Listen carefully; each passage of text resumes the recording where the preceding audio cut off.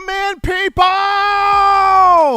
After all the naysay, all the doubters, all the junk, all that was discussed, it was your Bama, your Crimson Tide thrashing the Bulldogs at Mercedes-Benz Stadium in Atlanta. 41-24, getting the SEC title and being the number one seed in the college football playoff. It's yours truly, Stephen M. Smith, touchdown. Alabama Magazine bringing you the number one show, in my own words, for all things Crimson Tide football. Welcome in, welcome in, welcome in. Let's get the conversation going. We're bringing you the show from the magic city of Birmingham, streaming this to you on YouTube. Speaking of the channel, go ahead right now, drop a thumbs up, give a like on the show. If you have not subscribed, hit that subscribe button right now.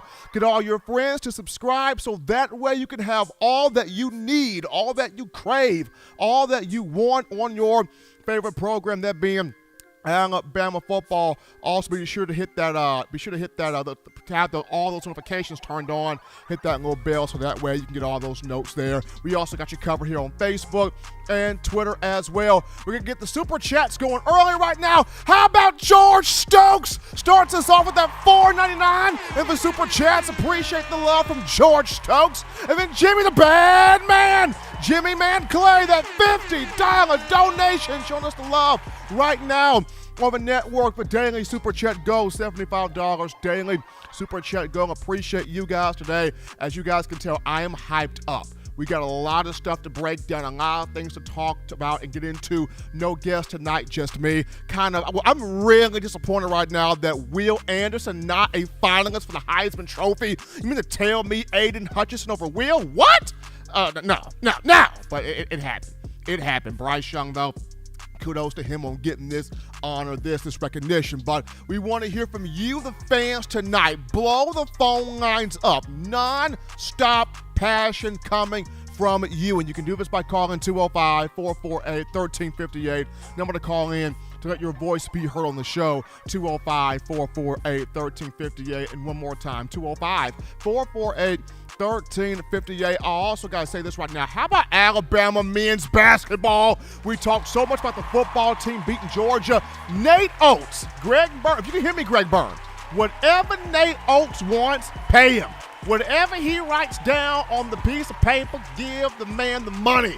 Nate Oates and Bama basketball took down number 3 Gonzaga over the weekend. Took them down 91-82, the final score there. So men's basketball doing its thing as well. But we jump into here, topic number one of the conversation. That's just, the highlights, the big moments, the marquee things leading to Alabama getting the victory there over Georgia, beating them by 17 in the SEC championship in Atlanta, despite everybody saying, I don't think Alabama can beat Georgia. I don't think Alabama's got enough. Georgia's too good. Defense is too elite. Team is too special. This is Kirby's year. This is Kirby's shot. This is Kirby's moment. And Nick Saban got him again. Nick Saban got him again. I told people there was something about Atlanta, Georgia. Bama is up to play in Atlanta. But first and foremost, people, how about the job done by this offensive line? How about the job by the men up front? And they were challenged all week in practice. Nick Saban challenged this group, challenged Doug Marrone. Hey, they're saying that we can't beat Georgia. They're saying that Jordan Davis and Channing Tindall and N'Kobe Dean and Nolan Smith and Quay Walker and these guys are going to have their way with us. They don't think that we can be dominant up front. Offensive line, what you going to do? Front guys, what you going to do? Big men, what you going to do? And this offensive line took all of the smack. They came in with a chip on their shoulders. People, this was the first game all year Bama did not give up a sack of Bryce Young. Bryce Young's jersey did not know what dirt was. Bryce Young's jersey did not see the ground.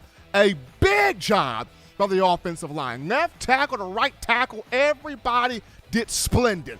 Everybody played well. Everybody was dominant. And I understand, in the matchup, Alabama probably did not really run the football the way they would have liked to, but I thought that going in, the coaching staff had a different plan. They felt like, okay, we may not be able to run the ball on this front. We can try it. We can test it, see what we can do, but we might not be able to run the ball on this front. So let's just go with the passing game, some quick plays outside, some post patterns, some slant routes, just some different passing concepts. Get Bryce on the attack as much as we possibly can. Offensive line did a bang-up job of doing that protection up front. And Seth McLaughlin in particular. Seth McLaughlin, the 3-star from Beaufort, Georgia, ever since he came in during the Iron Bowl, he has stabilized this offensive line at center. He's not the biggest guy in the world at 6'3", 6'4", 290 pounds. But boy, is he feisty. Boy, is he mean. Boy, is he physical. Boy, does he get in your grill. And he had the task of taking on Jordan Davis, and McLaughlin handled that man up front. He and Javion Cohen did some big stuff to Jordan Davis, neutralizing him in terms of the pass rush. So big ups there to McLaughlin. I know Saban likes Darian Dalcourt and his toughness and what he brings up front, but right now I'm rolling with Big 56. Right now, I'm rolling with McLaughlin. I don't know what his mama fed him for the game. If she fed him fried chicken, collard greens, yams, I don't care what she fed that boy. Whatever she fed him, it worked. I mean, that guy was out there handling business against Georgia. Big up to McLaughlin and the offensive line. Bryce Young. I think Bryce Young, to me, has secured that Heisman Trophy. I know that according to all the betting sites out there, he's the runaway favorite now to win the honor coming up here this weekend on Saturday in New York. But what a performance by Bryce Young. We're talking about 421 passing yards. Prior to this game, Georgia had the number one pass defense, giving up just 151 yards. The number one pass efficiency defense, giving up a rating of 95.04. And Bryce Young shredded that group for 421 yards and 3 touchdowns. Well, what a performance by Bryce. I mean, he targeted 8 to 9 different receivers on the field. Guys were making plays. He had some big heroics there in the game. Trusted his feet in the game. 3 carries, 40 yards, had a touchdown run. Like, Bryce Young went out there and stamped his pen on this Heisman Trophy, stamped his name on this Heisman Trophy. He set an SEC championship game record for passing yards, surpassing the mark of Cam Newton from the 2010 SEC championship matchup between Auburn and South Carolina. So big performance there from Bryce Young. He went out there and he did his thing. Jamison Williams has been a blessing. Jamison Williams from the transfer portal has been an absolute blessing. I'm still late on sending my fruit basket to the Ohio State University administration. Jamison Williams has been great. I mean, this guy right here, this was, I believe, his 7th 100-yard game, his 4th or 5th game with 150-plus receiving yards, and J-Mo 184 yards receiving, 2 touchdowns. He got the party started in the second quarter with a 67-yard catch, and I'm gone, mama, peace, to the house. 67-yard touchdown for Jamison Williams. And then he also came back with a 55-yard touchdown catch in the second half. So J-Mo, big day for him. And then the Alabama defense. How about the Alabama defense? Wow. I mean, people were talking all week, Georgia's defense. Look what Georgia's doing, and they're top 5 across the board, number 1 in so many areas. Look at what Kirby's got. Look at what Georgia's got. And Will Anderson and the players were sick and tired of hearing that all week. They got out there and they frustrated Stetson Bennett. Georgia was a combined 5 for 16 on 3rd and 4th downs. Alabama picked off Stetson Bennett twice, including Jordan Battle, who took his back for a 42-yard touchdown. I don't know what's gotten into DeMarco Helms, but he has been playing his best ball for the last 2 weeks here between Auburn and now Georgia. Brian Branch had a good game. Georgia was holding on to Will Anderson for dear life, but he still had 6 tackles, 2 to 3 tackles for a loss, and 1 sack in the matchup. Dallas Turner had a sack in the matchup. Great game by the defense. Gave up just 7 points in the second half to Georgia, including shutting them out in the third quarter. good, strong game there for the Bama defense. And there was a moment there in the second half, and U.S. fans have been waiting for this all year. When would Bama defense give you the make him quit game? When was Alabama's defense going to give you the make him quit? You knew it was there. You knew the ability was there. You knew the opportunity was there. But when would it happen? And in the second half against Georgia, Kirby Smart just sat there, didn't even want to use a timeout. Like he knew it was over. He knew it was over. Didn't want to use a timeout. You looked on the sideline. Those Georgia players were tired, defeated, tired, sucking wind. You knew it. You knew it. This was the matchup. This was the game. Alabama was capable of getting defense there, got it done. And as much as we do point fingers at the coordinators at times, as much as we like to poke fingers at Bill O'Brien and Pete Golding, we must also give them their flowers when they do well. Both of these two called masterful games. You got to give it to both of them. Bill O'Brien, that first half, he was on one. He was in the bag. Those passes to the outside, those deep shots downfield, mixing it up there, having Georgia a little bit off balance. That was a great job by Bill O'Brien. Pete Golding, brought the pressure. Made Stetson Bennett uncomfortable, made Stetson Bennett a little off at times. Georgia was not even able to run the football. Zamir White, James Cook, they couldn't get nothing on the ground game. Secondary, crisp communication across the board with the 2 interceptions. I saw Christian Harris one play, took on a block, ran down the line and smoked one of the running backs for a tackle for loss there. The coordinators, Golding and O'Brien, great job by both of those two. Solid job by both of those two. They can have us pulling our hair out from time to time, but against Georgia, you needed a big game from both of those two.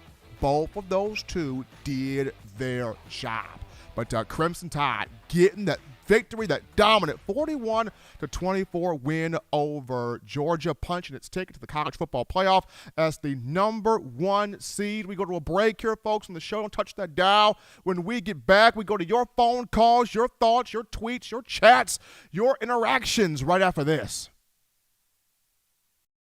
You're watching In My Own Words with Stephen M. Smith, brought to you by We Own the Fourth Quarter. Get your 4-finger bling necklace today by visiting weownthefourthquarter.com. Throw them foes up.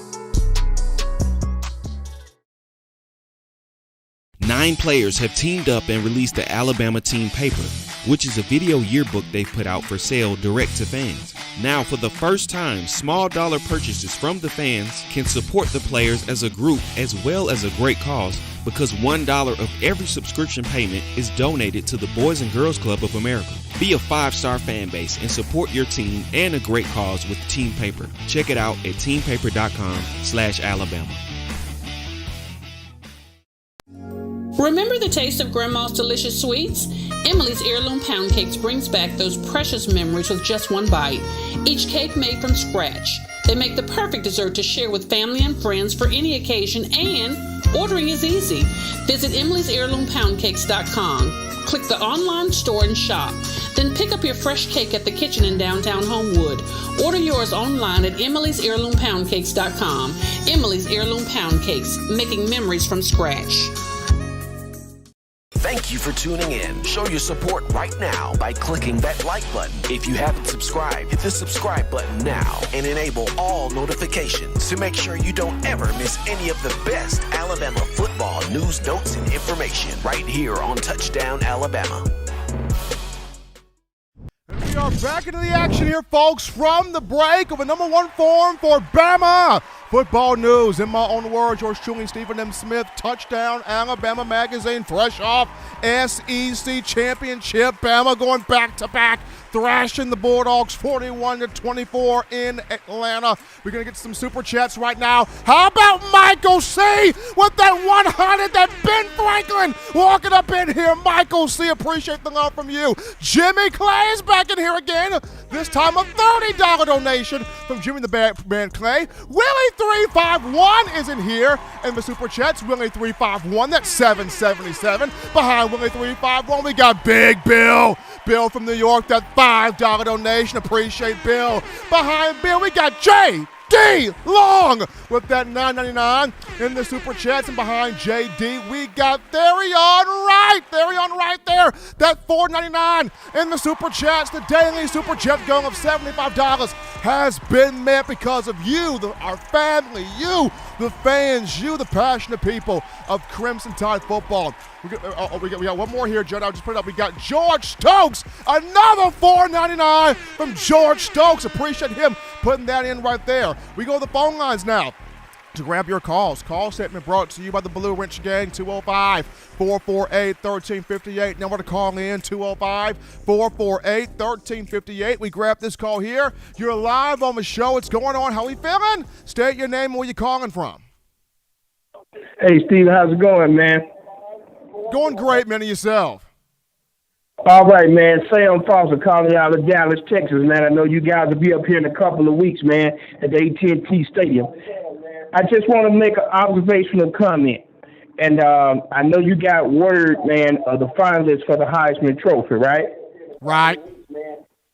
Okay, I'm trying to figure out, if you can help me out here, Steve. I'm trying to figure out, how does Mr. Anderson go off the list and this guy, Aiden Hutchinson, that I've never heard of, come on the list, and this guy's had a massive year?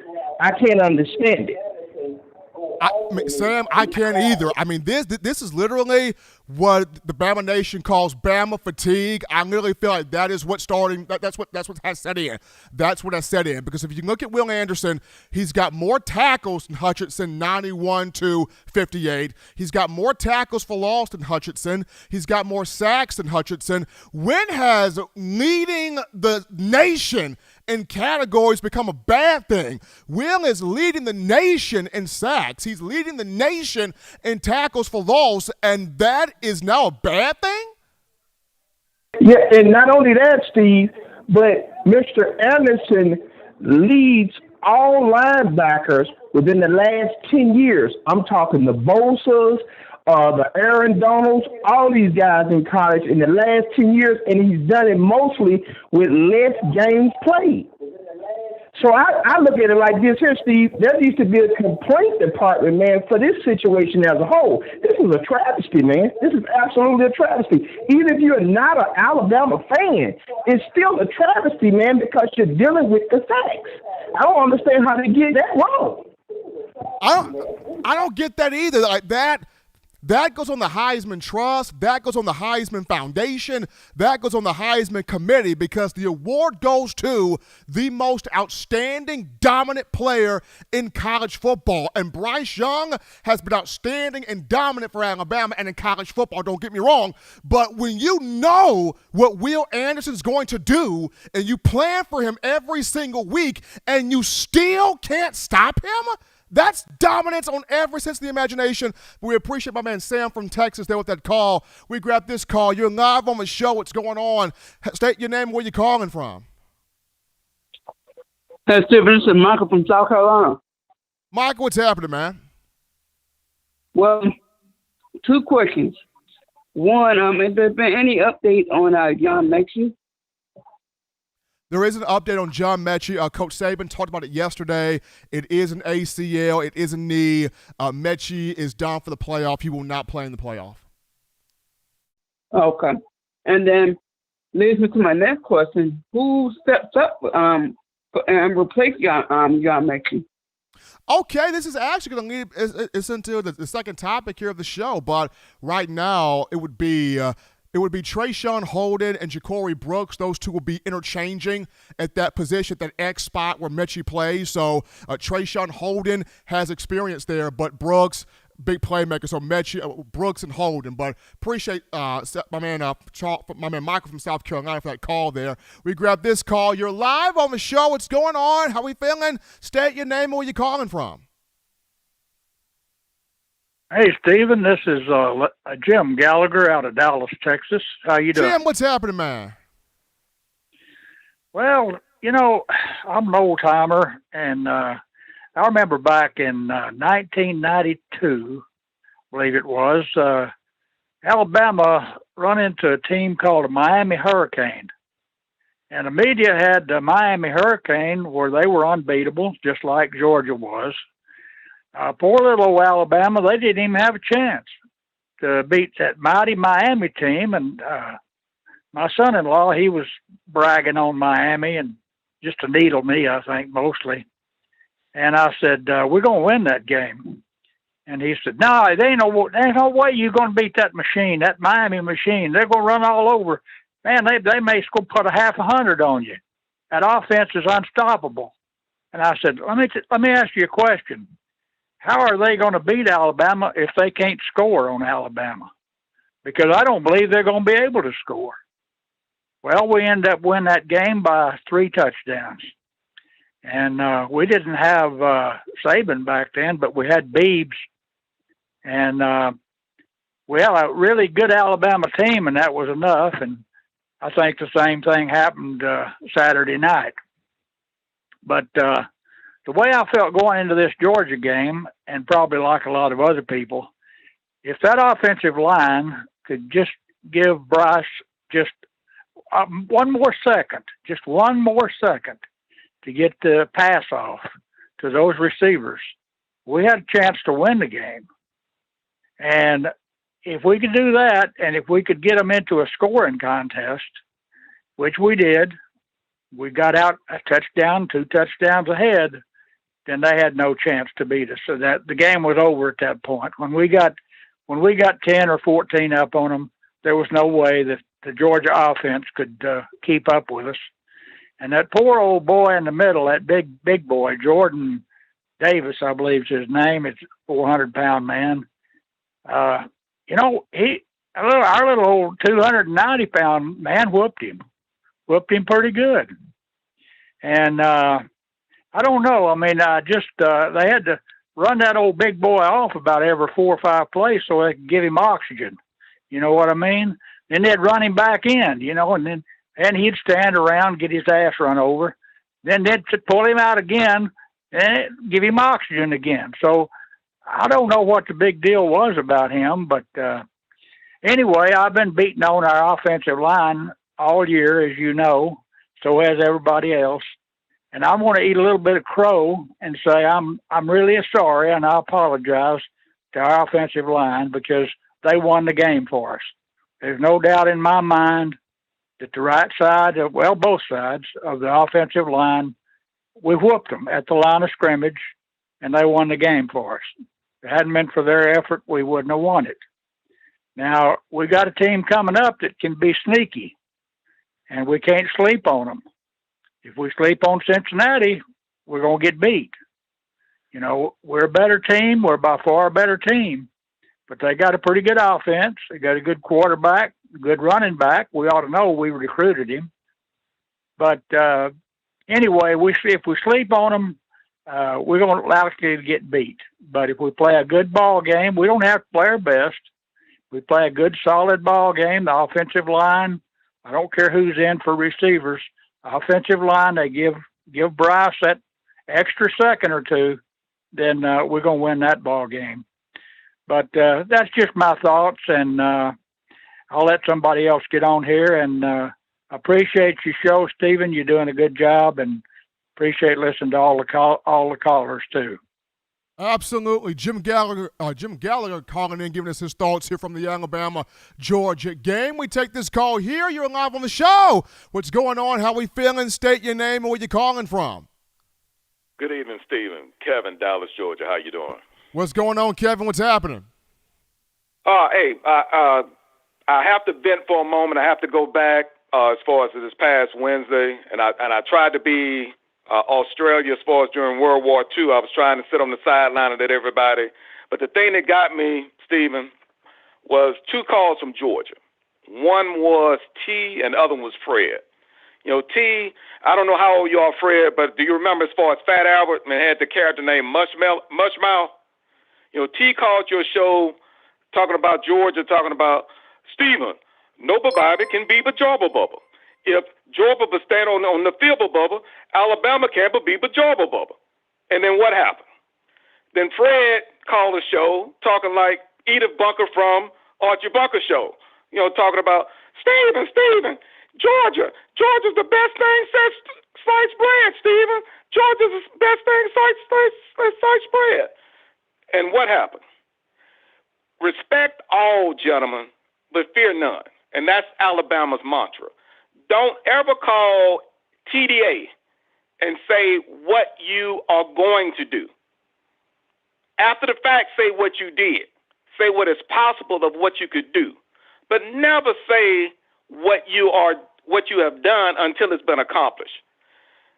Piggybacking as far as what the other gentleman stated as far as from Georgia, as far as from Dallas, Stephen, and it's in reference to the next opponent, of the 3 quarterbacks that the University of Alabama could possibly play in these next 2 games, the most versatile and the most dangerous quarterback they can play is a young man from Cincinnati. The best cornerbacks that they're going to play against in the next 2 games will be the cornerbacks from University of Cincinnati. And lastly but not leastly, Jerome Ford. Jerome Ford is sharpening the knife, getting ready for the University of Alabama in 20-plus days. But by no means do I think that the University of Alabama is going to lose against Cincinnati, and I don't think they're going to lose as far as when they play Georgia. I'm confident that they're going to win both games. But until the University of Georgia, Stephen, realize that they're going to have to take the best DUI lawyer in the state of Georgia from being the quarterback, which is Bennett the fourth, until they realize that JT Daniels is the quarterback that's going to lead them to a possibility of playing in the championship, they're not going to win, Stephen. And I hope that Kirby is going to continue being loyal to Mr. Bennett. And if he is loyal, if I can spell a word for a moment, it's going to be OVA. It's going to be over as far as the University of Georgia. And then those 19 guys, Stephen, that he talked them into coming to play another year, they're going to sit back and they're going to say, well, God, dog, I could have been playing in the league right now as a first or second round draft choice. Coach Smart talked me into coming in for another year to play. And what do I have to show for it? NOTHING, nothing. Okay, we won. We were undefeated during the regular season, but we got our butts kicked royally as far as in our own stadium, which technically is not their own stadium because we all know that Atlanta, Georgia, or the Mercedes-Benz Stadium is Bryant Denny East, just like we know the doggone Jerry World is officially Bryant Denny Southwest, and we know that, hey, the Crescent City is Alabama, Bryant Denny South. And by that being the case, gentlemen, I'm going to exit stage right. I just had to get that off my chest as far as T as well as Fred last week. You won't hear from them now. They are part of that triumvirate, those 3 million people, Stephen, which I don't know whether you watched the national news as far as Saturday night, but Wellstar Hospital, which that's the major hospital brand here, had a overflow as far as which my wife and I, we served as volunteers to help all the Georgia fans that went to Wellstar because they went into cardiac arrest as well as other as far as physical ailments that evening because they actually thought they had the unmitigated gall to think that they were going to win Saturday night. Thank you for entertaining me, Stephen. Thank you for entertaining me, Mr. Ivory. Y'all take care. I'll touch base with y'all on Wednesday. Appreciate Kevin from Georgia calling in there, giving us this laughter here on a Monday. We're going to get to a super chat right now. So we're shouting out Anitra Raby. Anitra Raby with that, let's see here, with that 50 piece from Anitra Raby, that $50 donation, showing us love here on the show. Appreciate her. We jump back now to the calls, 205-448-1358. We grab a call here. You're live on the show. What's going on? State your name and where you're calling from. Hey, CNN. This is Robert from Mobile. Rob, what's happening, man? Well, yeah, Bryce too nice and the offensive line, they did the job. Like everybody doubted them, a lot of people doubted them. But he had that Heisman moment, that Heisman game. He had the Heisman moment, I think, when the drive with Auburn. But the Heisman game, like people said, was last Saturday. And he was just outstanding on all front. And so was the offensive line. I mean, we got to give them their props. They were criticized all year long for valid reasons. I mean, we weren't criticizing them in a vacuum. They had to have their moments when they couldn't get it together. But again, that game against Georgia, they got it together. They got the job done.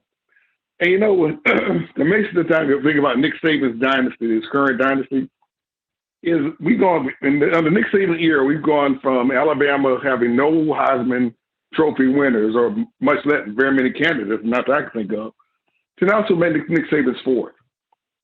It just adds more to the greatest dynasty in college football history. Nick Saban is, since the GOAT, and he has produced the greatest dynasty in college football history because of just all the numbers he keeps racking up year in and year out. And it just seems like this. It's just something we'll never have experienced again in the history of Alabama football. So we all better enjoy it while we can. I mean, everybody did the outstanding play, and of course, Bryce Young with the lateral back to Brian Robinson, which Brian Robinson also bailed him out because, if Brian Robinson drops that ball, it's a fumble. And if he fumbles it away, it goes from being a great play to how can you do that play? To how can you do it play? So it was definitely a bailout on the part of Brian Robinson. And of course, the pass after that was just icing on the cake. And of course, James Williams did an outstanding job. Mechie was playing great till he got hurt. So hopefully we'll be able to get chemistry with somebody else now that Mechie's out. But it's a great game all the way around. The team did a fantastic job. And like you said, I hats off to Bill O'Brien and to Pete Golding. I mean, hey, when they do well, we got to give them their props. They did well. It's time to give them their props. Next time we meet Georgia, though, it will be a different story. It could be a different story. It won't be as easy. And Georgia will be coming out. Guns are blazing. Alabama will once again be on top and won't be the underdog. I tell you, this wasn't the first time in a long time Alabama's been the underdog, and I mean I was quite relaxed in that game. Not expecting to win is quite liberating. Well, if we don't do well, we're gonna win anyway. But we do well, we're playing with house money. Well, Alabama, that's over. You playing underdog is gone. You can't play underdog again. It was fun for that little week we had it. But right now we're back on top with everybody expecting us to win. So, but great job, guys. Absolutely. Robert from Mobile there. Great call from him on a Monday. We got some more super chats to get to. You guys are blowing us up. Appreciate the love from everybody. So right now we got Gucci Tide with a 50-piece from Gucci Tide helping us out here on the show. We got Roll Tide and Rise Up here. Roll Tide and Rise Up with a $20 donation helping us out here on the show. Appreciate everybody making this your show, your network, your channel, your platform to talk your Crimson Tide. We grab this call here. You're live on the show. What's going on? How we feeling? State your name and where you're calling from. What's going on, Steven? It's Elijah from Jersey. How you feeling? Elijah, what's going on, man? Man, I think you played my phone call last week to the Alabama offensive line, man. Because they look like the New England Patriots out there blocking on Saturday night. Them boys was picking up all types of all types of pressures, and I didn't think they can do it. But I'm a man and I stand corrected. I didn't see it all year, but I have to stand corrected, Steven. Them boys was blocking like they had Tom Brady back there. And when I saw it, I said, oh, my God. Did they bring Alex Leatherwood back? And who's out there doing this? Chris Owens looked like a totally different player, and it made me feel good. Like, okay, we could really win this game. The one thing I always wanted to address was my boy Jaleel Billingsley. I always say Jaleel will be the next Kyle Pitts. Jaleel will be the next O.J. Howard. And I used to get on Bryce Young so bad, like, why don't you throw the ball to Jaleel? But now I see why he don't target Jaleel that much. Jaleel, I don't know if Jaleel want to be there, man. I'm being honest, and I'm not trying to be a Debbie Downer over the win, but I like Jaleel so much. I really want this man to pick it up because without Mechie being there, this is a time where Jaleel can really shine right now, Jaleel Billingsley. He can blow himself up. He could bring that stock back to that same stock he had at the beginning of the season, where everybody thought, he's going to be the best tight end out there. And I really want to see this dude do well. I just want to know what's going on in his mind, why he sometimes give a lackluster effort, man. But I was happy to see Alabama do their thing, man. And I got one question for you. What do you think about Chris Allen coming back for these playoffs? Because if Chris Allen comes back, oh man, they got problems with the pass rush Cincinnati do. Now don't get me wrong. I love what Dallas Turner's been doing. That young boy's grown into a man. But if Chris Allen comes back and you got Will Anderson and you got Chris Allen on the sides, it's going to be a serious problem for any opposing quarterback. What you think about him coming back, and do you got any inside information? And I appreciate you for taking my call. Absolutely, Elijah from Jersey calling in here. I mean, that was a big football game there for Alabama. I think Jaleel Billingsley wants to be in Tuscaloosa. He wants to be where this program is, and he's been a better blocker this season. I think for Bill O'Brien, Nick Saban in this offense, you got to reaffirm him as a value in this offense by targeting him more, by setting up plays for him and getting him the football. Now, about Chris Allen, there has been no update on Chris Allen by the University of Alabama. I know Chris has been putting together videos on his social media, his Instagram, about his recovery process. It'll come down to will he be able to practice during the preparation for the matchup with Cincinnati. If he's able to practice, if he's able to get out there in the practice field, then maybe we could see something, but we'll see on that. But we continue with phone calls here on the show. You're live on the show. What's going on? How we feeling? State your name and where you're calling from. Yo, Steven. It's your boy, Coach Smoot, man. I hear you, man. Roll Tide, roll. Woo, baby. Man, let me tell you something, Steven. Every Alabama fan that doubted us coming into that game, every one of you, please take a stand up. I need you to slide over to the aisle. Yep, you too, Mr. Polar Bear. Yeah, I see you back there. You standing on the side right there. Now, all my real fans that's been getting pushed back, y'all slide up to the front. Come to the top fan appreciation row. Y'all fair weathers can go to the nosebleeds. We don't need to hear nothing y'all got to say, because I told y'all that nobody is going to out-scheme Nick Saban in the biggest game of his career. Man, I'm telling y'all, Nick Saban schemed the crap out of that game. He allowed Bill O'Brien to use his mastermind. He gave him free reign. If y'all paid attention to that play calling, if y'all didn't pay attention to that play call, y'all will not see how relevant Lane Kiffin and Steve Sarkisian was in keeping this offense the way it is. The play calling style was not there, but the route concepts and everything, we really took advantage of that man coverage that hadn't been tested all year. And that offensive line with Seth McLaughlin, oh my God. Steven, where has this guy been all year? That's what I'm trying to figure out. Where has he been all year? Davenport, man, you look good on the sideline and everything supporting. But, bro, man, what? I don't know. What is it? The size? Is it the size issue? I don't know, Steven. I mean, he is a little bit smaller, but that guy is tough. He reminds me so much of what's my guy name? Bozeman. What his name was? Bradley Bozeman. Bradley. Yes, that's who he reminds me. His motor, man. His effort is there. And Chris Owens played with so much effort. He was holding up one-on-one blocks. I mean, I was so proud of Chris. I was like, okay, Chris, I see you trying to look like old Tommy Brown. You know what I'm saying? Deontay Brown we had last year. He was being aggressive, Steven. And for the caller that was talking about, if Jaleel want to be there, man, I seen Jaleel give more effort on run plays blocking than he did in the passing game. Which to me, he knew what he needs to do. Focus on to better his stock in that locker room, to better his stance in that locker room. Because Jaleel threw some nice blocks on the screens when Jay Will was breaking loose. Jaleel had some clean blocks. And the defense, Steven, Joe's still a liability, but I saw the adjustments. There was a lot of match zone going on with Josh Job's side. The few times he did get the one-on-one coverage, they tried to expose it. Pete Gold didn't take no chances on that. He left that safety over top. I think they played it. They played it smart, man. I really think they played into our hands. I knew that Georgia wouldn't respect us and try to out-scheme us. They tried to out-athlete us like they did everybody all year.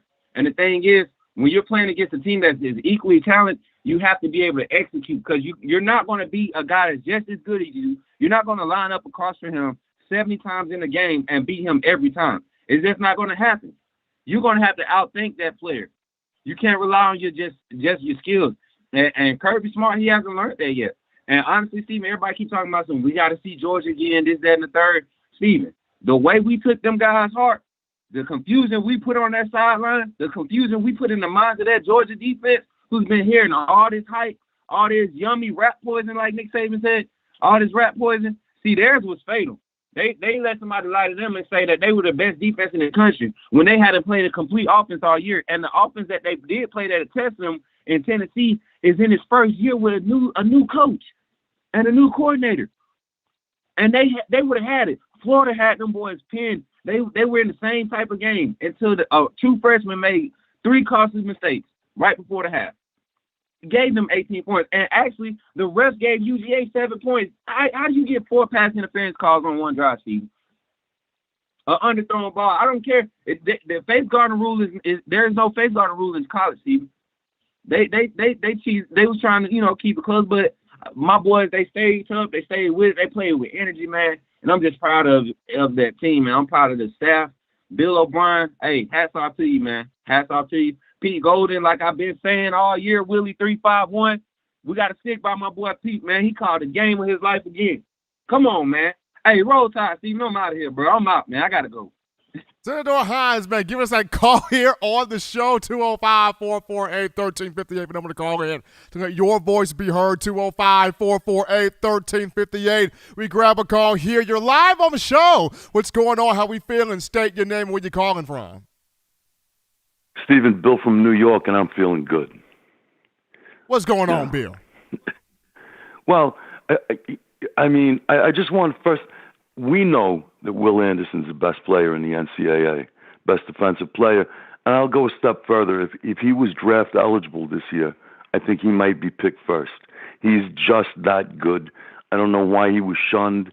I think it's more that we were, in terms of Alabama, than him. Everybody's got their grudges. Every radio announcer on Sirius, they're crying the blues. I'm not. I am a happy man. Now, I want to go over a few things about the game. Like, other than we know who the star players were, who stuck out.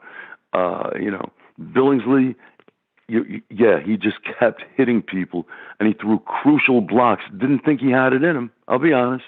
But, yes, he does. And Javion Cohen, I was watching him all game. He was fighting every play. But you guys beat me to it. But 56, Seth McLaughlin, are you kidding me? Listen, he was running into 340-pound Jordan Davis. I was lucky enough, Stephen, one time I had about a half-hour conversation with Jumbo Elliott, from the Giants and the Jets. And he was telling me that he was never afraid of any defensive lineman. And he had no reason to be. He's about 330 pounds, and he said what you feared was speed. Well, okay, that being said, this guy McLaughlin, he was running into that brick wall, and then he'd come back and do the same damn thing on the next play. Where is he? Like, what happened? Was he hurt all year? Or, who knows why that guy wasn't in there? He looked real good. And the last thing I want to say, despite what we did to Georgia, and by the way, you called it. You were the one who said about the offensive line that was going to matter the most, and it did. But despite that, I'm not sold on the Big Ten, Stephen. I don't know how good these are. As far as I'm concerned, that whole conference might be phony. That's the reason I want Michigan to win. You know what I mean? I had enough of Georgia. Goodbye. I'd rather play Michigan. We're going to roll over Cincinnati. We're going to roll over them like a steamroller. We're going to crush them like an ant, Stephen. But let me calm down. I'll say goodnight. Roll Tide. Appreciate Bill from New York there with that call here to the show on a Monday, recapping the Alabama victory over Georgia. We grab this call here. You're live on the show. What's going on? How are you feeling? State your name, where you calling from. It's Kyle from Foley, everybody. Kyle's back! And I need to tell y'all, I was right on. I said it would be a massacre. I said the Georgia fans would go to sleep Saturday night with one eye open. It was going to be like Michael Myers. It was going to be like Jason.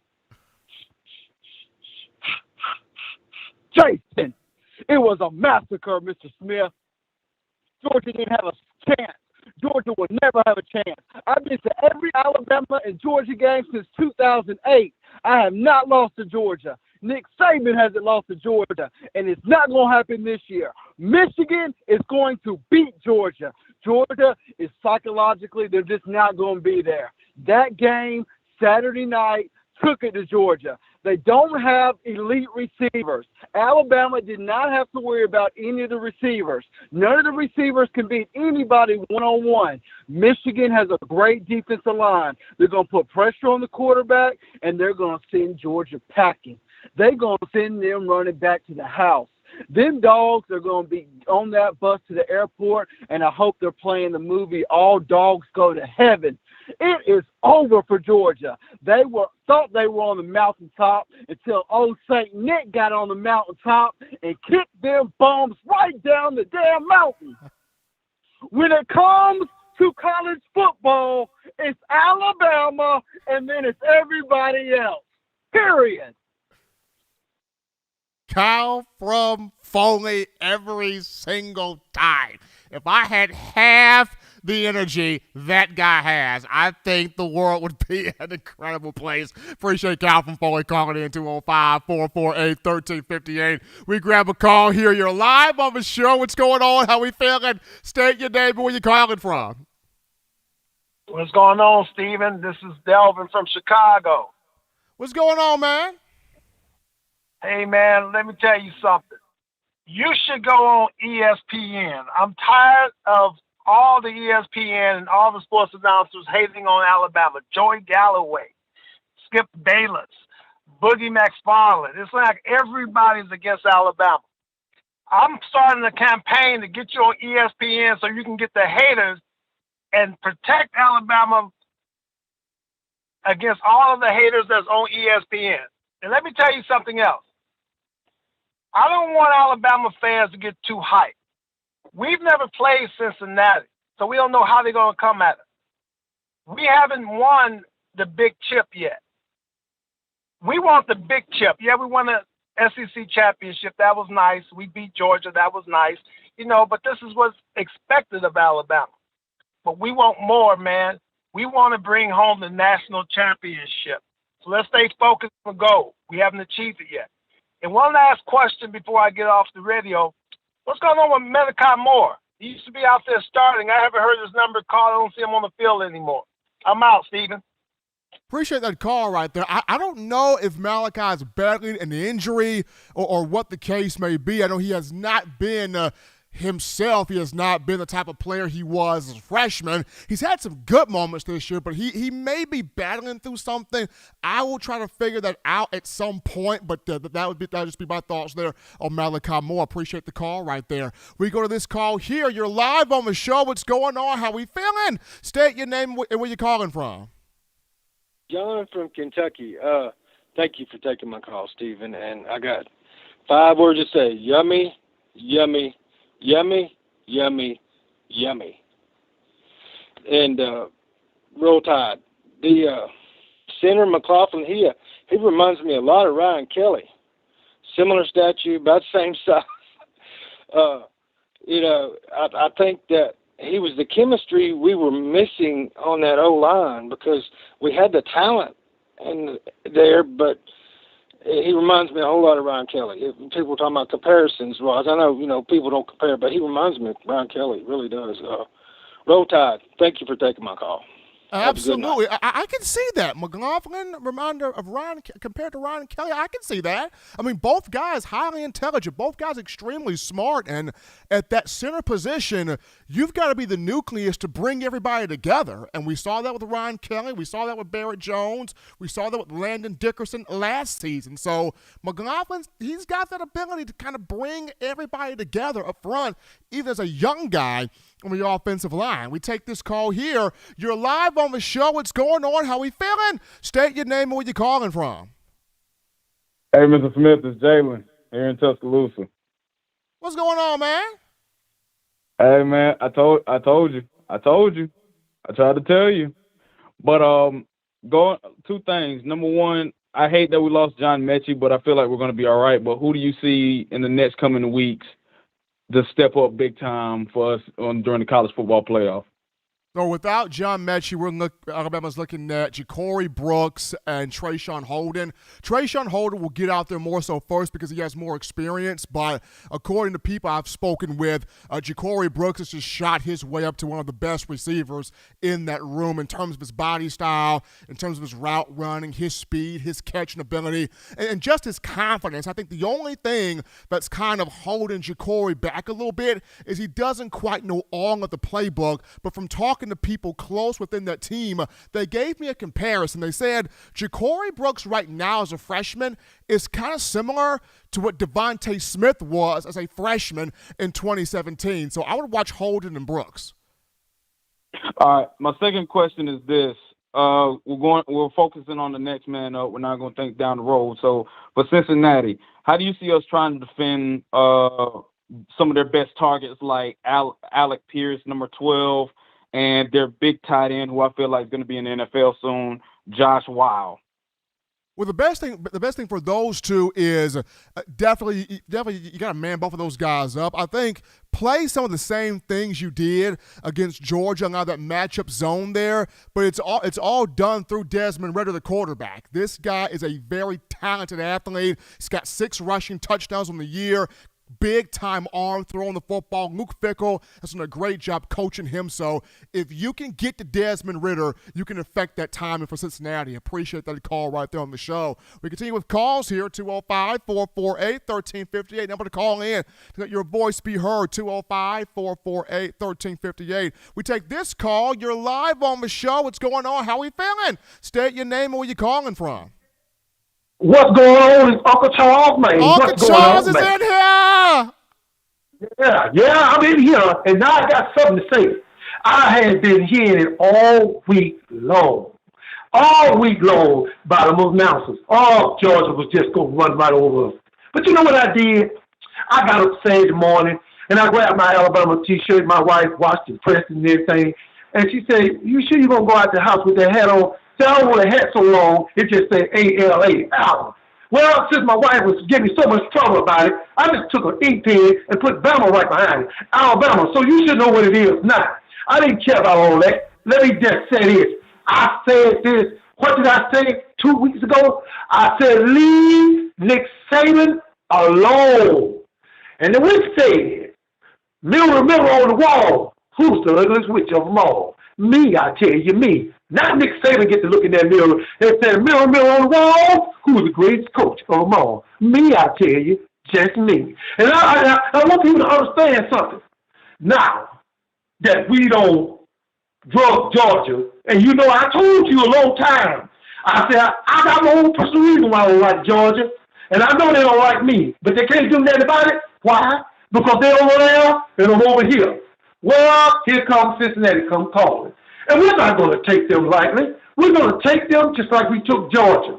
But don't ever say that we're going to get ran over, that we're going to get ran off the field because we still down. We're not playing. All the little minions had all their little toys in their hands. And when all the minions showed up, they didn't have no toys. And what did those minions do? They took them. Died. Now you're crying. I just enjoyed it. I'd like to twist it a little bit in. I know it ain't right, but I just got to do it because I had been hearing it. Now we get to say that we SEC champions. So now, Cincinnati, you come on. We're waiting. We'll see you out. But make sure you got everything with you. And that's all I got to say. Appreciate Uncle Charles there for that call. Calling into the show. In my own words, yours truly, Stephen Smith of Touchdown Alabama Magazine. We grab this call here. You're live on the channel here. What's going on? How we feeling? State your name and where you calling from. Harrisburg, Pennsylvania, Michael. How we feeling, man? Hey, I just got a quick, good. I just got a quick outlook of the game Saturday. I felt at times Georgia's defense just got tired. I think their defensive line is too heavy. I think Alabama had a great plan of just wearing them down. And by the fourth quarter, as you noticed, number 99 was totally ineffective through the whole game.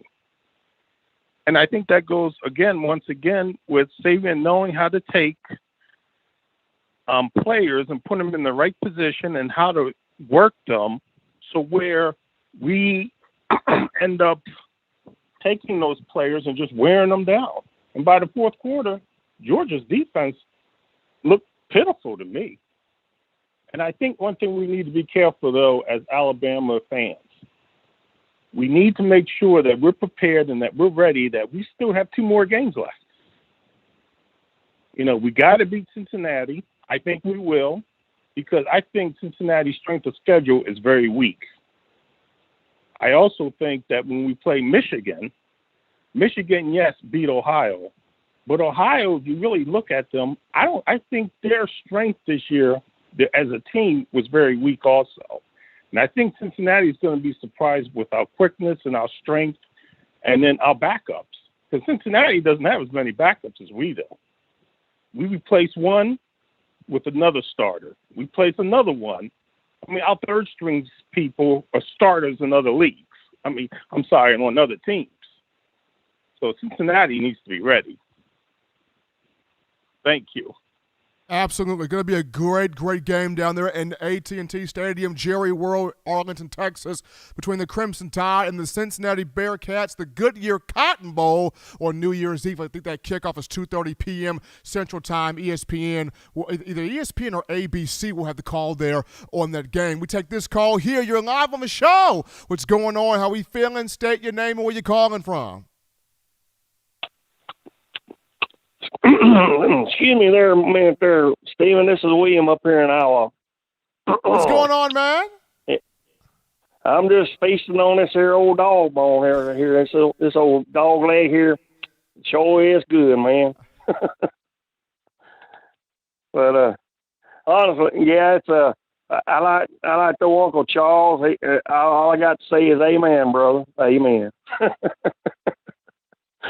But yeah, I don't see no problem with Cincinnati. I mean, not like the previous caller for me. It's, you know, they're in a whole different league than what we are. So, I mean, they're gonna, you know, them signs that says we want Bama. Well, they're gonna get us. So, we'll see how that goes. Anyway, hope John Mechie gets healed up. Somebody mentioned that he may be available for the national championship. What do you think? I do not think so. I think Coach Saban mentioned Sunday that, you know, it is an ACL, it is a knee. He is out for the playoff, according to Coach Saban. Yeah, it's a playoff, but I mean when we go to the national championship. I don't think he's going to play the national championship on that note, William. You don't think so on that one either? I don't think so on that one. All righty. Well, like I say, I was impressed with Ja'Cory Brooks. You know, I think he needs to get a lot of play. You know, that's just my opinion. But anyway, roll Tide. Have a good one there, and I'll finish this old dog leg here. Absolutely, my man. William Bryan out of Iowa giving his call in here to the show in my own words. Yours truly, Stephen M. Smith. We got to shout out Coach Smoke, Senator Hines in the super chats. Let's see here, Coach Smoke giving us that $4.99. That $5. There we go. That $5 donation coming in from my man Senator Hines, helping us out here on the show. Also, we got here in the super chat. Let me see here. Can't quite trying to see that there. We got some shout out. We got 500 in the super chat. 500 people in the. We got 500 in the chat here. So we appreciate 500 in the chat there. I appreciate everybody. We appreciate everybody helping us out, showing love, making this your show, your network, your platform, your channel here. When you talk Crimson Tide football. We will now continue with calls here, 205-448-1358. Number to call in, 205-448-1358. We grab this call. You're live on the show. What's going on? Yo, this Duke from Atlanta. Duke, what's happening? Oh, man, that victory just, those dogs down here, you should see them. They're so sad. But we got them. I'm looking to see if we can continue to play like we're playing. If we continue to play like we're playing, I have no worries because I know Bryce Young is going to perform. I know Bryce Young is going to perform. I know Will Anderson is going to perform. So I feel like with this team, after seeing all of the negative leading into the SEC championship game and getting that win, they're excited, but that they also know the goal is to be defending national champions. The goal is to go back-to-back for the first time since 2011 and 2012. So Saban's got all these guys on the pulse. I think this team can continue to play the way it played against Georgia and basically the way it's building up to that moment since the Texas A&M loss. Yeah, but honestly, that wasn't a loss. We beat ourselves then. But that was basically a good thing. That was basically a good thing, though. But honestly, this victory here and that Auburn victory, it couldn't be sweeter. But roll Tide. Appreciate the call from my man Duke out of Atlanta, showing love here on the show. We continue with calls as you guys blowing us up on a Monday. You're live on the show. What's going on? How we feeling? State your name and where you calling from. Hey, my name Danny, man. I'm calling from Tuscaloosa, Alabama, right down the street from the campus. What's going on, man? Hey, nothing much. Roll Tide, man. That's all I got to say. But, hey, I heard, what's his name, Christopher Allen's coming back. And JoJo Earl's coming back. Well, the one on JoJo Earl, Coach Saban has actually gave insight on that one. He's going to have a big opportunity to play in the college football playoff. Now, as for Christopher Allen, there's no update being made as of right now on him from the university. We will see what he looks like if he does practice. If he's able to practice, if he's able to get out there on the field. He was at the awards banquet on Sunday for the team, but he has not practiced since the injury. We will see if he will be able to practice first. And if he does, it's going to be a problem for everybody. Because the way he came off that ball when I watched the Miami game and came after King, man, that dude was lightning fast. They didn't know what to do. He's quick now. He's quick. Man, at 6'4", and I don't know how much weight he is. I think like 240 or 260. Man, that dude is a beast. Absolutely. Appreciate that call right there from my man of Tuscaloosa. We'll see what Chris Allen does. I mean, as much as you would like to see him on the field right now, as I mentioned, he's not practiced since the injury. There's not been any updates from the University of Alabama on him, but the team does practice prior to the Christmas break and then going to take on Cincinnati in the Cotton Bowl. We'll see if he's able to practice, if he's out there practicing. We'll just have to have it kind of up in the air until then. But we continue with calls here on the show. You're live on the show right now. What's going on? How we feeling? State your name and where you calling from. Hey, what's going on, Stephen, man? This is Donnell from Birmingham. How you doing tonight? What's going on, Donnell? What's happening with you? Man, everything good, man. I'm just enjoying this victory, man. I'm going to tell you, man, roll Tide. I'm just proud of the guys on what they did on Saturday, man. First of all, Stephen, what we did, we made all the necessary adjustments that we needed to make. The O-line, they stood up, man. I tell you, man, they gave Bryce Young some time. I don't know if you remember the very first play of the game, the very first offensive play of the game when we took the ball. Bryce got it out real quick. And, man, they just began to open up the offense, man, begin to push the yards down, man. And of course, you know, we begin to just put points on the board.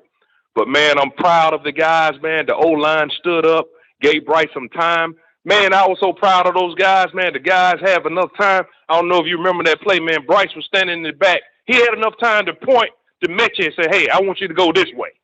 Man, I tell you, the O-line stood up. And I agree with the other caller, too, man. The big guys, man, the D-line for Georgia, they were just too heavy, man. That guy, Big 99, he's a great player, but, man, he was winded, man. They was taking him out every two plays, man. He was, you know, I think he was about as big. I don't know if he was big as Mount Cody. You know, I know Mount Cody was pretty big, but this guy is number 99, Mr. Davis. He's a whole house out there, but we contained him. And, man, I'm proud of the O-line. They made the necessary adjustments. Man, the defense stood up. man, and man, they begin to just open up some things, man. And like I said, man, shout out to Bryce. I'm going to go ahead and congratulate him for the Heisman Trophy because you know he got the votes in. They probably already voted him in last week.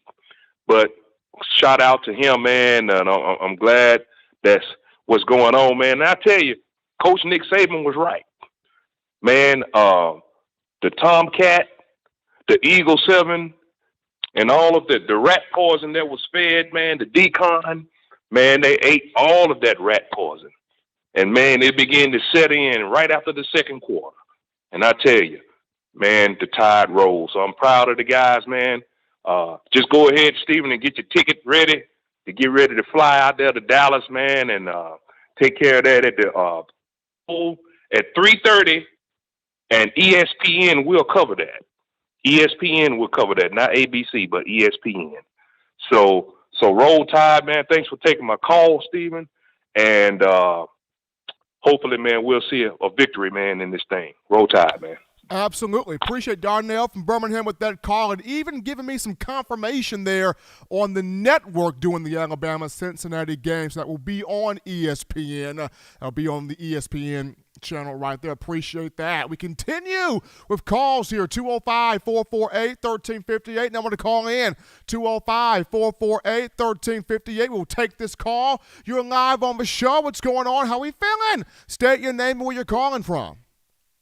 Mr. Stephen M. Smith, how you doing? I can't complain, man. Doing fantastic. How you feeling? This is Devon calling from the DMV area up in D.C. What's going on, big man? I'm good. I wanted to give a shout-out to Bill O'Brien. I don't think a lot of people understand what he did on Saturday.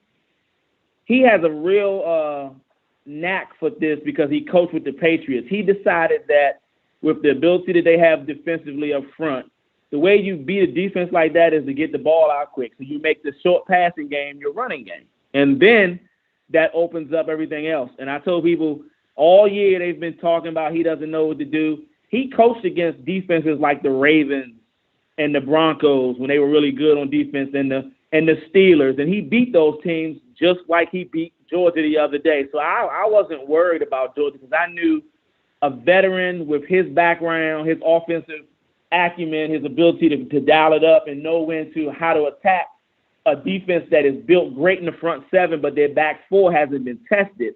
I knew he'd make their back four play football, and they look confused because no one has been able to stress them with the short passing game, which is like a running game, and then have a home run hitter like Jamison Williams taking the top off. So I think we should give a lot of credit to Bill O'Brien and, of course, the offensive line, the extra lineman, Chris Owens in there, giving them 6 blockers instead of 5 so they could, continue to give Bryce the time he needs. And, of course, Bryce was just Bryce. But, I mean, no one's talking about what Bill O'Brien did, and that was a hell of a game plan. So I just wanted to give him a shout-out. Absolutely, he did. Bill O'Brien called a masterful game. And like I said, I knew it in the first quarter. Even though Alabama wasn't scoring, even though Alabama didn't score in the first quarter, I liked the calls O'Brien was putting out there. I liked the movement. I liked the quick passes outside, the timing patterns, the crossing routes that he was throwing at Georgia. And I felt like, to me, it was the moment Alabama could get something on the scoreboard, everything was going to get calmed down. So the moment that Bryce hit Jamison Williams with a 67-yard catch and go to the house to make it 10-7, at that point I knew Bama was going to have something going right there. Appreciate my man calling right there out of the Washington, D.C. area. We got to shout out Nona Davis right now. Nona Davis with that $5 donation. Appreciate the love there coming from Nona, helping us out here on the show. We take this call. You're live on the show. What's going on? How we feeling? State your name and where you calling from. Stephen M., this is John D. from Auburn, Alabama. I live in Colorado right now, though. How you feeling today, man? I'm feeling good, man. I'm feeling real good. The Tide and roll this weekend. Ain't nothing better than that feeling. I just call up this one is really for them Auburn fans. Because Auburn fans love to turn into Georgia fans when it's this week. But roll Tide for y'all, too. I know y'all thought something else was going to happen, but it didn't happen. Roll Tide, I'm out. Thank you. Absolutely. Appreciate that call right there coming into the show. We grab this call. You're live on the show. What's going on? How we feeling? State your name and where you're calling from. Steve, what up with you, man? This is Jay from Sheffield. Jay, what's happening, brother? Hey, man, you know I had to call last week and give me a double dose. Ain't no need this week, dog. I just want to our offensive line played great. I think we found our center for the future is Steph, what's his name? Steph McLaughlin. He should be the center for the future. Man, them boys played great, Steve. Man, them boys played great. I ain't stopped smiling since we won Saturday.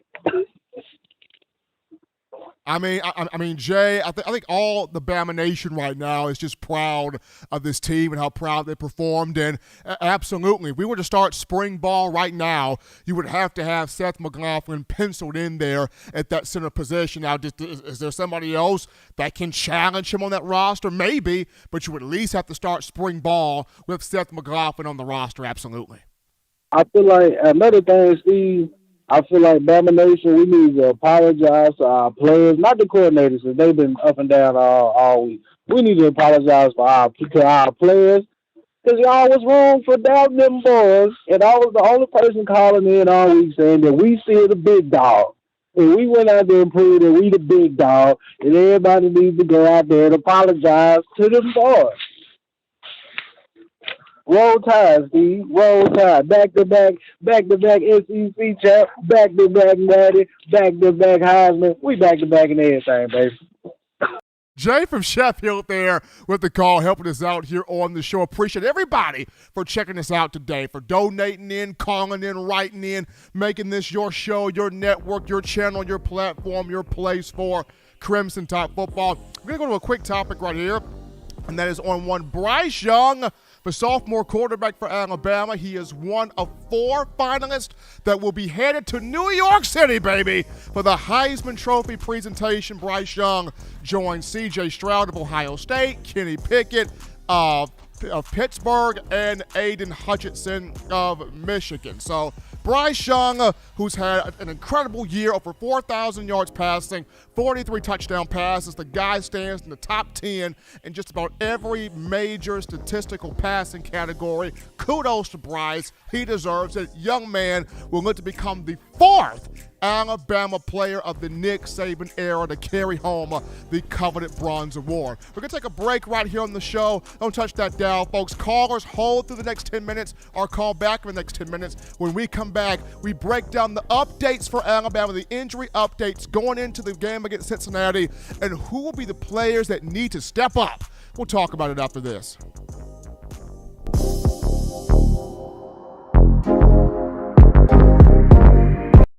You know what we do at the start of the fourth quarter. We throw them foes up. But now you don't have to wait until the fourth quarter. Get your 4-finger bling necklace at weownthefourthquarter.com. It's the first and only logo that captures the essence of all Crimson Tide players and fans as we represent the legendary Alabama football fourth quarter dominance. Get your 4-finger bling necklace right now at weownthefourthquarter.com. Get yours today and stun on them haters.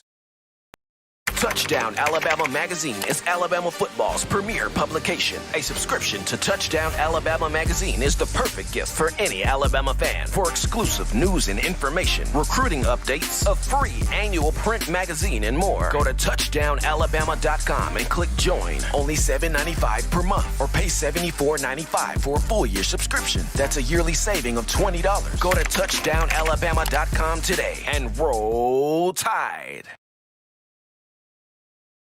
Thank you for tuning in. Show your support right now by clicking that like button. If you haven't subscribed, hit the subscribe button now and enable all notifications to make sure you don't ever miss any of the best Alabama football news, notes, and information right here on Touchdown Alabama. We are back rocking and rolling, folks. We are back rocking and rolling from the break here on the #1 forum for Bama football news. In my own words, yours truly, Stephen Smith, Touchdown Alabama Magazine. Appreciate everybody for calling in, writing in, donating in, texting in, tweeting in, chatting in, making this your show, your platform, your space, your network to talk Crimson Tide football. Now for the win here over Georgia in the SEC championship game, Alabama now getting set to, well, it's got a good 2 to 3 weeks or 3 weeks here to prepare for this semifinal matchup between, against the Cincinnati Bearcats on New Year's Eve at AT&T Stadium in Arlington, Texas for the Goodyear Cotton Bowl. But we got some updates here, some injury updates on Alabama and who will have to step up here for some of these players here. But so first and foremost, John Mechie in the matchup against Georgia, despite having 5 catches for 97 yards with a touchdown. Despite Mechie being one of 2 1,000-yard receivers for Alabama, joining Jamison Williams, Mechie 1,142 yards and 8 touchdowns.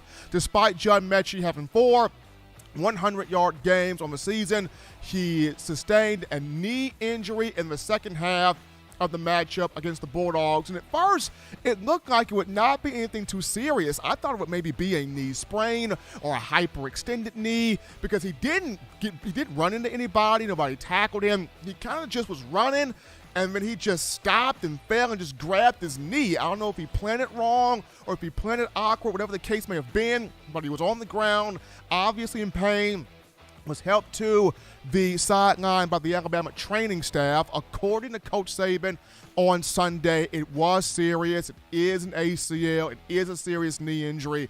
Mechie out for the entire playoff here. So with Mechie down, this turns to, and it hurts because he's one of your leaders. He's one of your veteran guys. He's one of your impact players for Alabama. He's also one of the guys that Bryce Young has built so much chemistry with, so much connection with, on the field. The quarterback, wide receiver, a connection there. But in terms of guys that have to step up here, I look at 2 directly for Mechie, and I look at Trayshawn Holden and Ja'Cory Brooks. We kind of talked about this during the call segment there, but Trayshawn Holden and Ja'Cory Brooks. Now, Holden at 6'3", 208 pounds, he's gotten experience this year. He's gotten in the games. He's played pretty well. The biggest moment for him was against Mississippi State, where he caught about 3 to 4 passes for 70 yards, including a 29-yard touchdown catch at Davis-Wade Stadium in Starkville. Now, Holden posted on social media after the situation with Mechie. He said, "Brother, I got you. We got you." So Trayshawn Holden looks to be one of the main guys to step in and step up and emerge here in the absence of Mechie. But next to him, you look at Ja'Cory Brooks. And this is someone who, according to Mechie, he spoke on, C7, Brooks, Ja'Cory, this guy, big body at 6'2", 190, tremendous route runner, highly confident, great hands, knows what to do on the field. I feel like the only thing slightly holding Brooks back, he may not know the playbook all the way out, but when you need somebody to go get you a play, Ja'Cory Brooks can go get you a play. I was talking to a couple of people, very connected here with this team, and they say, Steven, Ja'Cory as a freshman kind of reminds you of Devontae Smith as a freshman. In terms of, Smitty may not have known the whole playbook either, but when you need a play, when you needed that route, that play, that catch, that moment, that opportunity, Smitty got that done for you. And Ja'Cory Brooks showed in the Iron Bowl 2 weeks ago against Auburn, that route, that catch, that moment, gotta have it. Big time clutch football, C7, Ja'Cory Brooks from IMG, hometown of Miami, Florida, made that play. So keep your eyes on both of these guys, Holden and Brooks, to be interchanged there on the field and stepping up for Mechie. But even aside from those two, you look at guys like Slade Bolden's going to have to step up. Jaleel Billings is going to have to step up. You got to reaffirm him in the offense. You got to have Cameron Latou, step up even more. So more than just Holden and Brooks, but those two are kind of the interchangeable pieces at that X position in the formation at receiver that Mechie plays. But even though Alabama loses a receiver for the playoff, it looks like it may gain a receiver back for the playoff, and that being freshman JoJo Earl, the 5-star from Aledo, Texas. According to Coach Saban, Earl has been dry running on the treadmill. He's been running. He's been moving. He has an opportunity to be back for this matchup against Cincinnati in the college football playoff semifinal. Earl sustained an injury against New Mexico State. Coach Saban mentioned after the game it did not need surgery. He'll be out for some time. Not a lot of time, but for some time. So Earl was out for the Arkansas game. He was out for the Iron Bowl. He was actually dressed and going through warm-ups in the SEC title game against Georgia. Alabama just decided not to put Earl out there on the field. So you look at this 3 weeks now prior to playing Cincinnati. JoJo Earl could be good to go and have an impact here in this game. So that's some good news there for Alabama on the front thereof. Got some players, got Mechie out there, but you've got some guys that can step up, cushion the blow, shelter that blow, and then to have JoJo Earl on the field here, making his way back, potentially getting on the field here against Cincinnati for the college football playoff semifinals. So those are just your updates there in terms of your Crimson Tide heading into the CFP. We go to a break right now, folks, on the show, and touch that dial. When we get back, we jump back into the phone lines to take your calls, your thoughts, your tweets, your chats, your interactions coming up for this. Don't touch that dial. Call in right now as we're taking your calls up next on In My Own Words with Stephen M. Smith. Brought to you by We Own the Fourth Quarter. Visit WeOwnTheFourthQuarter.com now to get your 4-finger bling necklace.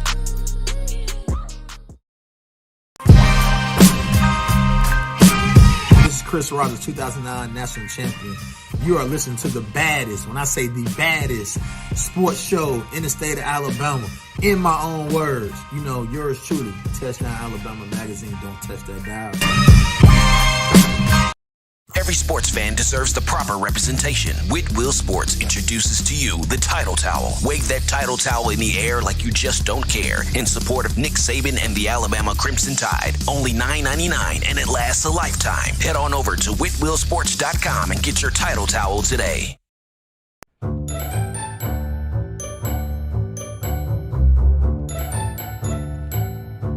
Look at all these great players in Touchdown Alabama Magazine. Man, wait till I turn up this year. I'm gonna be on the front cover. But what if Will goes off? Or Joe, DeMarco, Chris, Tim, Christian. Don't wait. Order now at touchdownalabama.com or call 833-483-2624 today. Christian. Thank you for tuning in. Show your support right now by clicking that like button. If you haven't subscribed, hit the subscribe button now and enable all notifications to make sure you don't ever miss any of the best Alabama football news, notes, and information right here on Touchdown Alabama. All right, folks, we're popping the clutch. We're back in here, folks, from the break. We're number one forum for Bama football news. In my own words, yours truly, Stephen Smith, Touchdown Alabama Magazine. Appreciate everybody for checking us out here on a Monday to the show. Crimson Tide getting that 41-24 thrashing of the Bulldogs, being back-to-back SEC champions of the conference. We go to the phone lines to grab your calls. Call segment brought to you by the Blue Wrench Gang, 205-448-1358. Number to call in there, 205-448-1358. We grab this call here. You're live on the show. What's going on? How we feeling? State your name and where you calling from.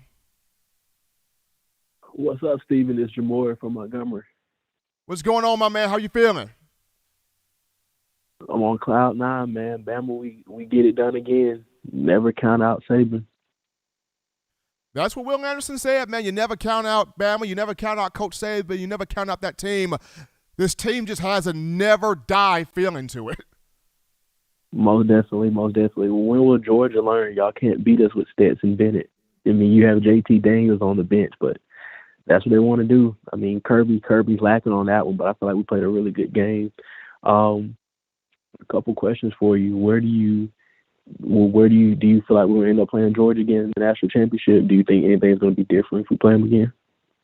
I feel like Georgia has a challenge with Michigan because Jim Harbaugh finally getting the Wolverines in the college football playoff, and he wants to make a statement in that matchup against the Bulldogs in Miami. So Kirby and Georgia have a fight on their hands. If they're able to get by Michigan, I don't think much would change if there's a rematch between Bama and Georgia. There may be some things fine-tuned on Coach Saban's end, on Bill O'Brien's end, on Pete Golding's end. Definitely some things fine-tuned. But I don't see a whole lot of things changing. I would like to see General Billingsley get more so involved in that passing game, but that's just it on my end. Okay. What happened to Malachi? Steve, I mean, Brian Branch is playing very well, but he hasn't been playing much at all. I didn't know if he was still hurt or he just got benched.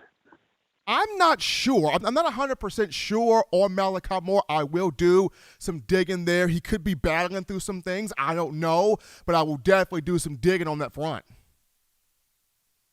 Okay. Last question for you. If you were starting a team, who will be your two starting linebackers from the Saban era? Give me your two starting linebackers. Ooh, okay. My two starting linebackers. Give me C.J. Mosley and give me Reuben Foster. Okay. I was going to do Reuben Foster and Matt Wilson. I feel like Matt Wilson probably our most underrated linebacker. We done had great in coverage and sneaky athletic. Absolutely. Appreciate the call, my man, calling out of Montgomery right there. We got shout out William Bryan from Iowa with a 50-piece of his own, walking into the Super Chats. John's got the horn going now. William Bryan, $50 donation. Appreciate the love from him. We continue with calls here. We grab this call. You're live on the show. What's going on? How we feeling? State your name, where you calling from. Monique, calling from Dothan, Alabama. What's going on with you? Not much. I just wanted to say that was a good game. Came Saturday. Shout out to Bryce, Will Anderson, Mitchie, Jamison Williamson, a.k.a. Jet Williamson.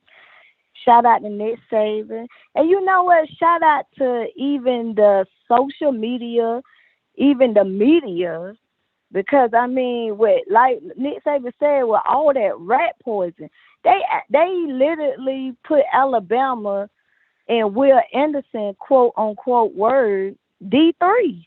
And I didn't even know what a D3 was. I went to work today, and I asked one of my associates what a D3 was. They said a Division III. So it goes to show you that, I mean, the media really acted like Alabama was nobody. But, Good point right there. I'm glad. Huh? I said, good point right there. Go ahead. But, I'm glad, like Nick Saban said, it was yummy because in order to be a real champion, I think if you ask any champions, in order to be a real champion, you're going to go through obstacles and you're going to have trials and tribulations. And Alabama came in the season number one. Then they got knocked off their throne. So they had a wake-up call. But just like Nick Saban said, it ain't how you start, it's how you finish. And one thing he has always taught their team, go out there and play the whole 60 minutes. If you don't do nothing else, play the whole 60 minutes, and you shall succeed. So shout out, Alabama, Roll Tide. And I think when it come down, and the rat poison is still there. When you put down poison, and just because a lot of people eat it, or animals, or mice, or whoever eat the poison, poison still be there. They still poisoning Alabama to be a bad team. And I think right now Alabama is on a great road to prove the world how many times they got to prove to the world they still that number one team. I mean, it don't matter who you put up there. You can put Michigan, you can put Georgia back up there, you can put Cincinnati. They still going to keep proving. You didn't hear what Will Anderson said? He stepped up. We're going to keep proving these boys wrong until they put that final respect on Nick Saban's name. That man is a real live GOAT. It don't get no better than that. Roll Tide, baby. Good call right there. Coach Saban, real live GOAT, absolutely. And I've mentioned this before, John. What makes Saban so great, even at 70 years of age, he knows how to adapt and adjust to the teams that he has.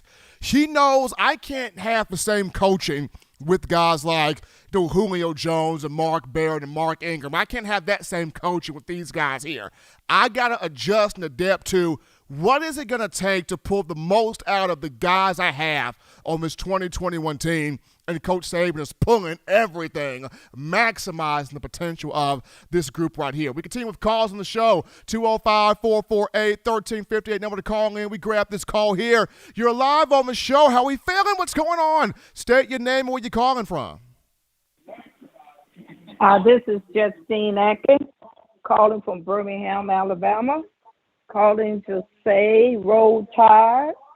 I am so happy that we have won. I have never given up from the very first beginning. But I do know one thing. You guys, including you and some of y'all badmouth the offense and the defense coordinators, and you ran them off since they lost to Texas A&M. And now you love them. See, but I've been with them from the very first beginning. I know Nick Saban is a great psychologist, and everybody that's been up under him, it came out to be a winner. What he does, he encourages those guys who believe in themselves as a team. You don't know whether you've been a winner until you run up against someone who have the same strategy as you. And so the more you push forth, the more you know how you can be a winner. So I'm saying this, Roll Tide. I never stopped believing in them. I never stopped trusting Nick Saban and the people that he have under them.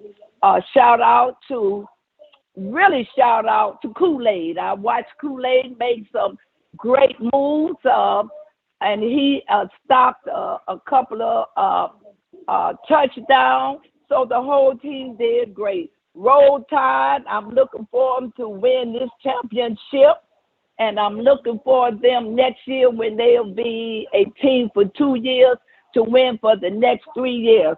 And I just want to shout out to all y'all naysayers. When they start falling down, quit kicking them in the mud. Give them a hand, and let's keep on going. Roll Tide, Roll Tide. Appreciate the call right there coming into the show on a Monday. In my own words, yours truly, Stephen M. Smith, Touchdown Alabama Magazine. John Ivory in the production studio. We go this call here. You're live on the show. What's going on? How we feeling? State your name and where you calling from. Yes, Eddie Turner from Farmstead, Alabama. Just want you guys to know that Nick Saban Kirby Spark built the defense. So Nick Saban built the Georgia defense. So we know how to beat that defense.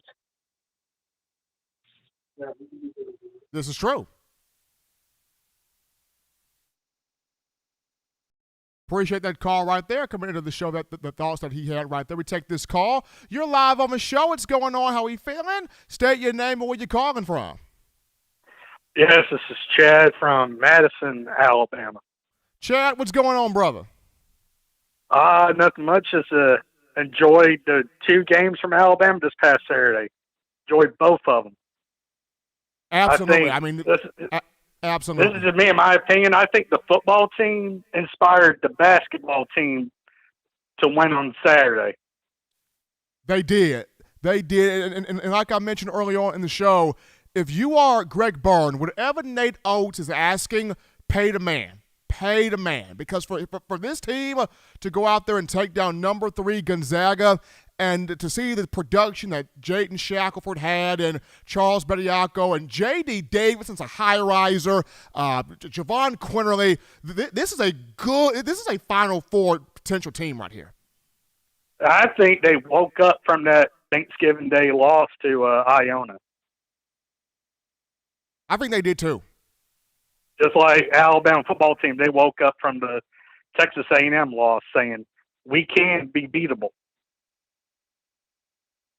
It's never about putting forth the effort and bouncing back from those moments of adversity there. Chad, what did you enjoy the most about the game? I feel most about the football game, it was how offensive line protected and how quickly Bryce got the ball out quicker than he did in the Iron Bowl. Absolutely. I mean, enjoyed that performance from Bryce and enjoyed the basketball game. Appreciate Chad calling into the show, making his voice be heard here. We take this call here. You're live on the show. What's going on? How we feeling? State your name and where you calling from. Hey, Stephen. It's Christopher from Oklahoma. Christopher, what's going on? What are you doing today, buddy? I'm right here doing the show in my own words, right here from Birmingham. Hey, Stephen.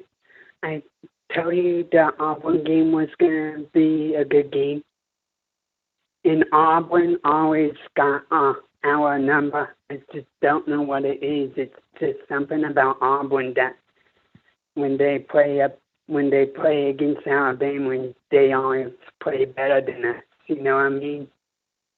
I mean, that Iron Bowl, Christopher, was a tough game. I mean, Auburn came ready to play. Auburn came prepared. Auburn came tough. The crowd is really, really rocking at Jordan here. So that was a tough game. You're right.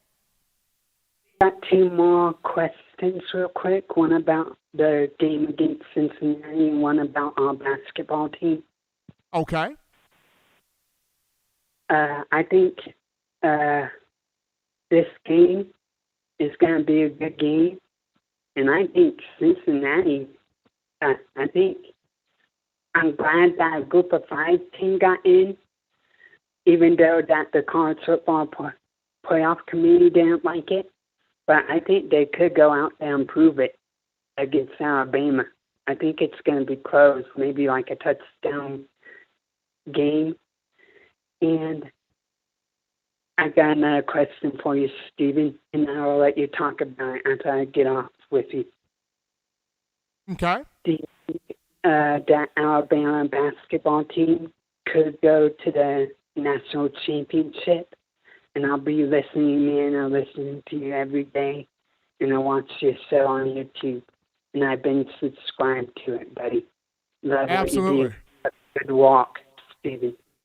Appreciate Christopher there calling in from Oklahoma. So the first thought was Alabama-Cincinnati. It's going to be a good football game. Desmond Ritter's a good quarterback. Luke Fickell's a good coach. Keep in mind, Luke Fickell was on the Ohio State staff in 2002 under Jim Tressel that won a national championship, beating Miami. And then Luke Fickell was also on the 2014 coaching staff for Ohio State under Urban Meyer that won a national championship. So Coach Fickell knows how to win.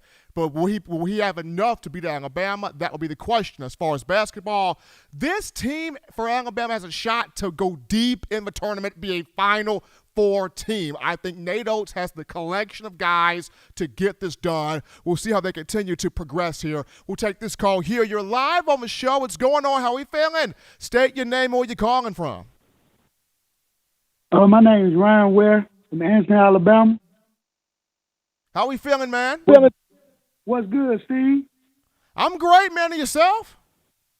Hey, man. Hey, Roll Tide. Hey, give a shout out to all the Alabama fans that jumped out the womb. An Alabama fan. Ain't no jump-ons, no add-ons. Big shout out to the offensive line. They did their thing. Big shout out to J-Dub over there, Speedster, taking out everybody in front of them. But I got a question, though, man. How you feeling on Josh Jobe play this year? Like, I mean, I know he done picked it up a little bit past couple of games, but I don't want him to be there and kill his heel to us. You know what I'm saying? Like, what's your thought on him? He has been a liability this year. He has been a liability. He has had some good moments, but he's also had some moments where you look at him and scratch your head. He has been a liability. Now, I'm not saying he cannot give a great performance. He can, but for some reason, it just takes a lot to get Jobe at times to deliver the performances that you want him to do. Because the talent's there for Jobe. It's just sometimes I feel like Jobe gets in his own way. And see, you know what? And that's my thing. Like, I'm been looking at him, and every tight game we done had, like, you know, if a team scored first, who was on? I mean, if they get up the field now, it's on Josh. I mean, and I know he can do it. He just, I mean, I don't know. I guess it's just been a rough year, but I mean, I know he got that dog in him. I mean, it's there. He's a physical corner. He's a physical DB. It's just with Josh, can you don't get in your own head. Don't psych yourself out. And that's the big thing for Josh. Exactly. Hey, big shout out Roll Tide Nation, man. Let's get it. Absolutely. Appreciate that call right there coming into the show. I like Josh Jobe. I do. It's just sometimes it's like, come on, Jobe. It's like he's there at times and he struggles at times, but hopefully he'll have this thing in order here in the college football playoff. We grab this call here. You're live on the show. What's going on? How are you feeling? State your name and where you calling from.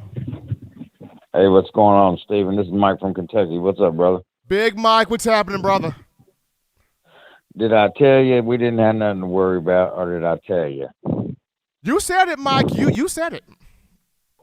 Georgia ain't played a team with a top 20 quarterback all year. They played a real quarterback, and look what happened to them. Yeah, Bryce Young touched him up, man. You did. Bryce Young touched him up for 421 and 4 total scores and set records. Absolutely. Dude, as long as Bryce Young's on 2 good legs, I don't care if we play SpongeBob SquarePants at cornerback. It don't matter. Ain't nobody going to outscore us. Nobody. He's a mortal lock for the Heisman Trophy. And if he stays healthy, he will join the immortal Archie Griffin with 2 before he gets done with it. What do you think, Steven?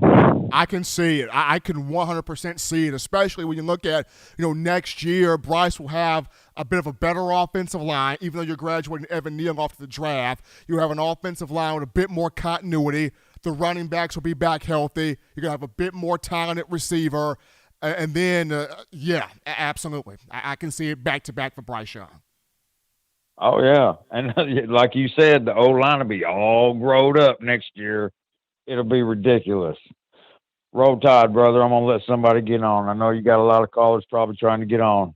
Roll Tide. Absolutely. To you, appreciate Mike from Kentucky, even with the SpongeBob reference there coming into the show. We continue with phone calls here. You're live on the show. What's going on? How we feeling? State your name and where you calling from. Live on the show, caller. Me? You're live. Go ahead. Oh, man, this is crazy. I didn't know it was like, this is real. Okay. What up, Steven? It's your boy, D-Wade, the host. Listen, man, I am the biggest fan born out of Lansing, Michigan, but I live in Atlanta, Georgia right now. And I want to tell you this. I was there at the stadium. I worked there. And to see that live and to see those Georgia faces meant everything in the world to me. It meant everything in the world to me, for real, man. I was going crazy in there. I had my hat on. It made me take my hat off because, it's a neutral game site, and I couldn't be repping the team, especially because it's from the other side. But Bama owns Mercedes-Benz Stadium, and I keep telling folks all year, Georgia this and Georgia that. Yeah, the defense is this, and, it's been great, but it hasn't been tested. Bryce Young is the best player in college football right now. And the thing is Tua Tagovailoa was like, he was like our baby, because he was the first of a new generation of quarterbacks at Alabama that we've never seen before, but he wasn't as durable as Bryce Young. Bryce Young, he stays clean. Shout out to the O-line. The O-line played fantastic. Have my heart warm. I really appreciate that. I can't believe I'm on air right now. This is crazy. But, hey, man, listen, Roll Child Roll, I called it. Just like that lady said before, I stuck with Bama when everybody was talking mess and downing us on every social media platform, every outlet. I said, no, Roll Child Roll, man. This your boy D-Wade, the host. Steven, man, keep doing your thing, man. I've been following you for a long time, man. God bless. Let's get this W. Appreciate the call right there, calling in. Recapping the Alabama-Georgia game as Alabama moving forward here to the college football playoff. We grab this call here. You're live on the show. What's going on? How we feeling? State your name and where you calling from. What's going on, Stephen Smith? It's Tobias calling from Fresno, man. How you doing? We got Tobias in the building. What's going on, brother? I'm pumped up, man. I told the team during the watch party, somebody tried to clown me last week, man, on the chat. I don't know if you saw it, but they were like, oh, this guy is delusional. I can just imagine that's how his voice sounded. This guy is delusional. when I was talking about it was going to be 42-17, something like that. I think the important, Steve, is I said it last week. We are built to beat teams like Georgia. That's what we're built for. And to the Georgia fans, how delusional are they? Do you know, Stephen, and you might kind of feel like this too, probably, that if they had JT Daniels, it would have been different. I beg to differ. I just watched the game the fourth time. This morning before I went to work, I watched the game again. Listen, JT Daniels is not mobile. Stetson Bennett, I know he threw them interceptions, and that was the difference in the game when you think about it, right? Because he threw for 3 touchdowns. Bryce Young threw for 3 touchdowns. Bryce Young ran for a touchdown, and then we got that pick 6, right? However, we would have sacked JT Daniels 7 times had he been in that game, straight up.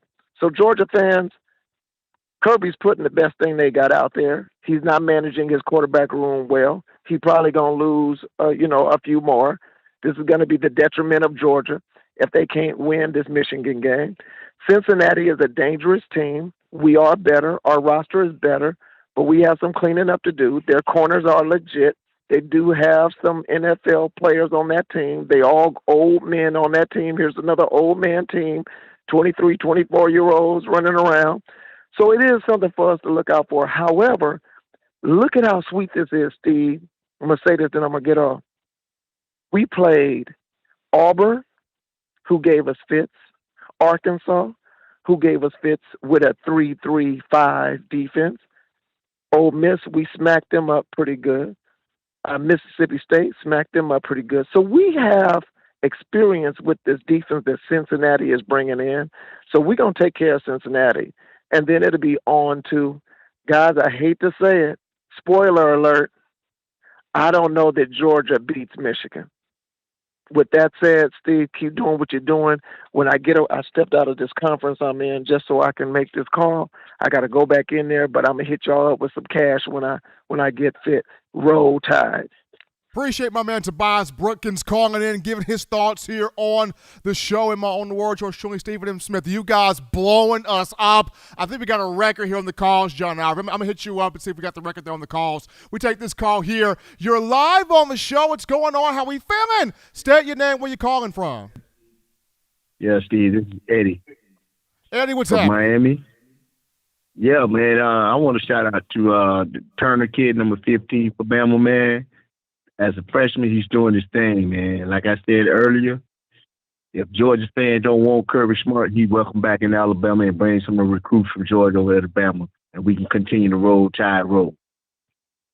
Dallas Turner, fantastic freshman year, big-time leader right there. Appreciate that call from Eddie coming out of Miami right there. Continuing with calls, we grab a call here. You're live on the show. What's going on? How we feeling? State your name and where you're calling from.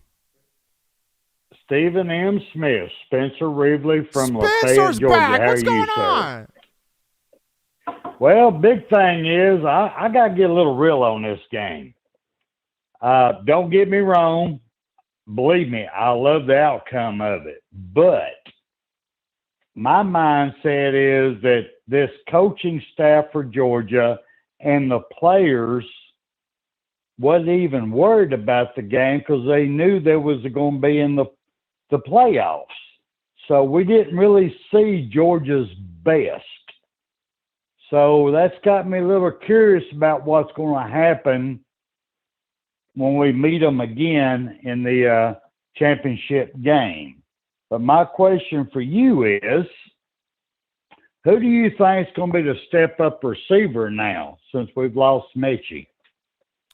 Good question there. Spencer, I look at Trayshawn Holden or Ja'Cory Brooks. It'll be between one of those two. Now, Slade Bolden's still going to give you a little something. You got the tight ends, Billingsley and the two that can give you a little something. But I think the step up primarily for Mechie, you have to look at Holden or Ja'Cory Brooks. Why can we what's going on with A.J. Hall? He is our top dude. Why are we not playing him? Ajayi Hall can get out there also. I think Hall can get out there also. It depends on, okay, what does he do and what does Javon Baker do in the practices leading up to the game. If they go out there and ball out in the practices leading up to the matchup, they could see some time also. But I'm just saying directly because both Holden and Brooks, they play that same position as Mechie, that X spot. I would say those two. All right, who would you say was faster as far as the 40-yard dash between all of them? Between all of them, who would be the fastest? That's a good question. Between all I just mentioned, I would slightly say Holden's the fastest, but I would say Brooks might be the most consistent. All right, excellent. Well, thank you for your time, sir. Great show again tonight, man. Appreciate Spencer Revley there calling in, giving us his thoughts there on the show. We take this call here. You're live on the show. What's going on? How we feeling? State your name and where you're calling from. Yes, sir. Thank you for taking my call. This is Brother D from High Power TV out of Austin, Texas. I want to say roll tide to you, Stephen M.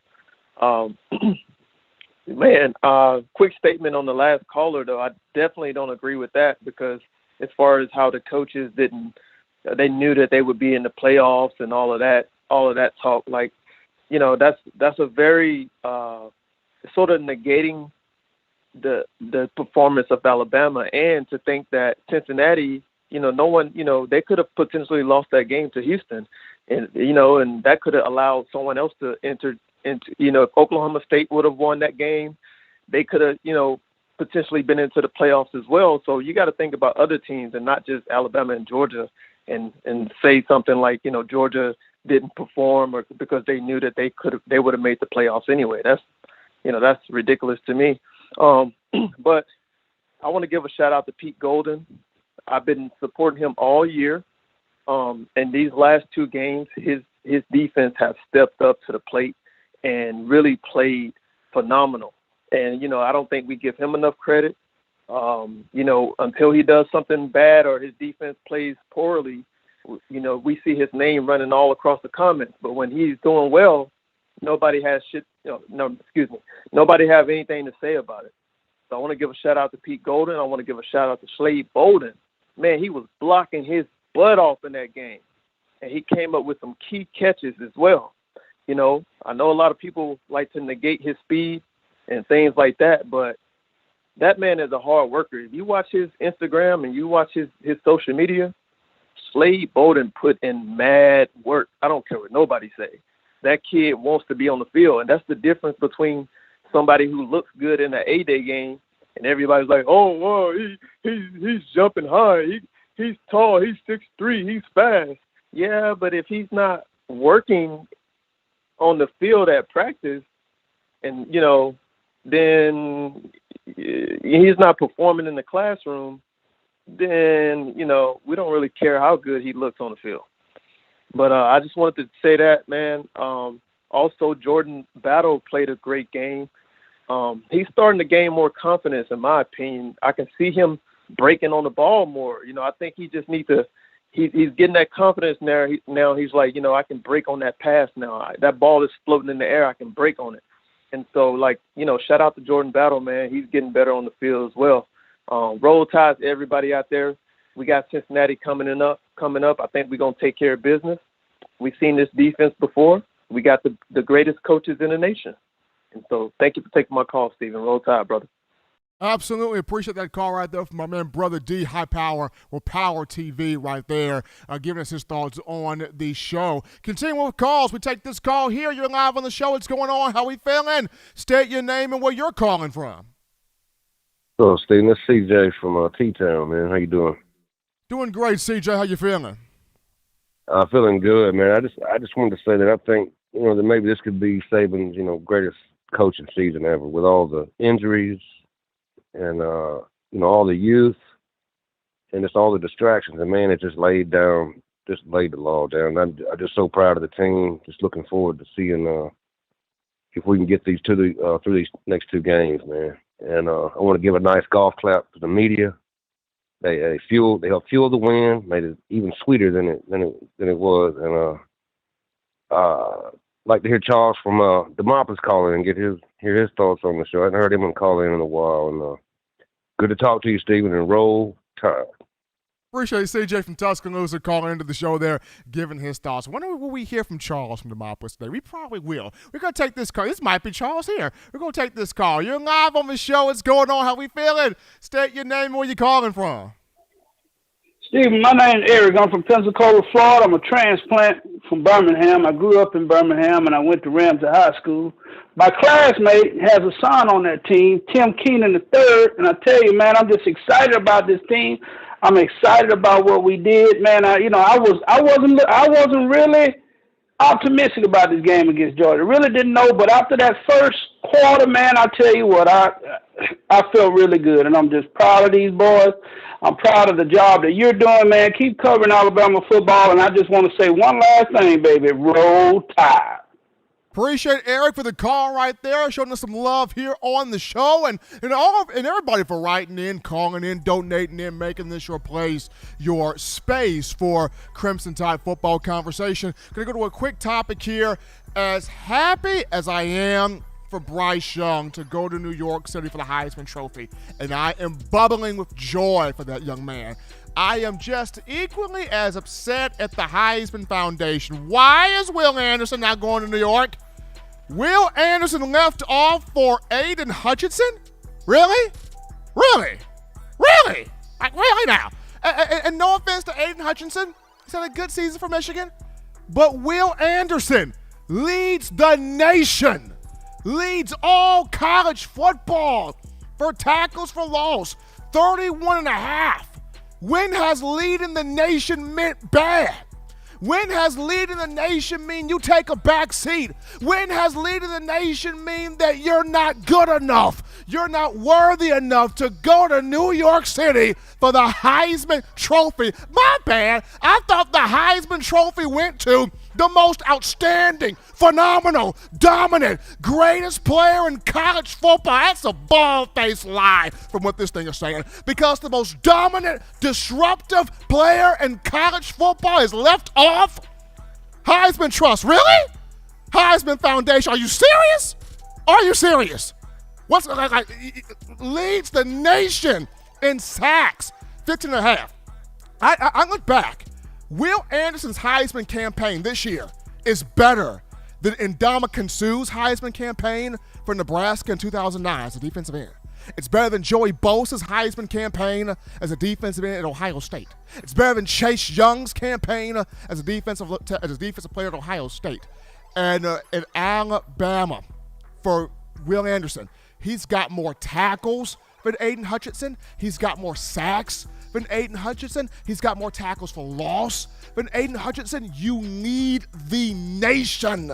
You are the number one of all 128 FBS schools in Division I college football. Will Anderson is number one. Sacks, number one. Tackles for loss. And he's not a Heisman finalist. Heisman Trust, y'all got some serious explaining to do. Y'all got some serious explaining to do. I don't know what in the world is wrong with y'all people. Shout out High Power TV right quick. High Power TV with that $10 donation. Appreciate the love there from High Power TV. We take a call right here. You're live on the show. What's going on? How we feeling? State your name and where you're calling from.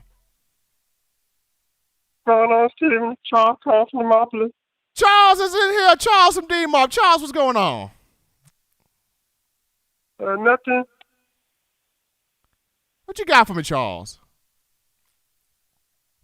I was listening and heard someone said that I need to call in. Yep, Charles. You are famous, man. That they said we haven't heard from Charles, and Charles need to call in. So you famous, brother. I am? Yes, you are. Oh, okay. Appreciate Charles, man. Appreciate Charles from Demopolis calling in. Just answer the call, calling in the show. Gotta love Charles from Demopolis, man, making his voice be heard here on the platform. We're going to take a break, folks. We're going to take a break right here. When we get back, we tidy up loose ends by providing the grades from Alabama's victory over Georgia. We get into the grading scale and wrap the thing up right after this.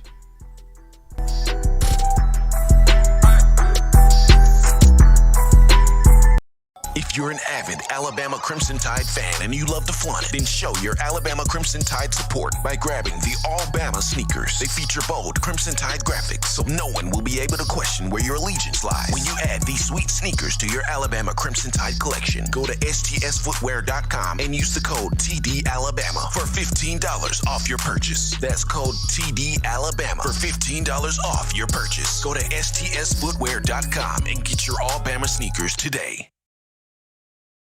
Touchdown Alabama Magazine is Alabama football's premier publication. A subscription to Touchdown Alabama Magazine is the perfect gift for any Alabama fan. For exclusive news and information, recruiting updates, a free annual print magazine, and more, go to touchdownalabama.com and click join. Only $7.95 per month, or pay $74.95 for a full year subscription. That's a yearly saving of $20. Go to touchdownalabama.com today and roll Tide. Thank you for tuning in. Show your support right now by clicking that like button. If you haven't subscribed, hit the subscribe button now and enable all notifications to make sure you don't ever miss any of the best Alabama football news, notes, and information right here on Touchdown Alabama.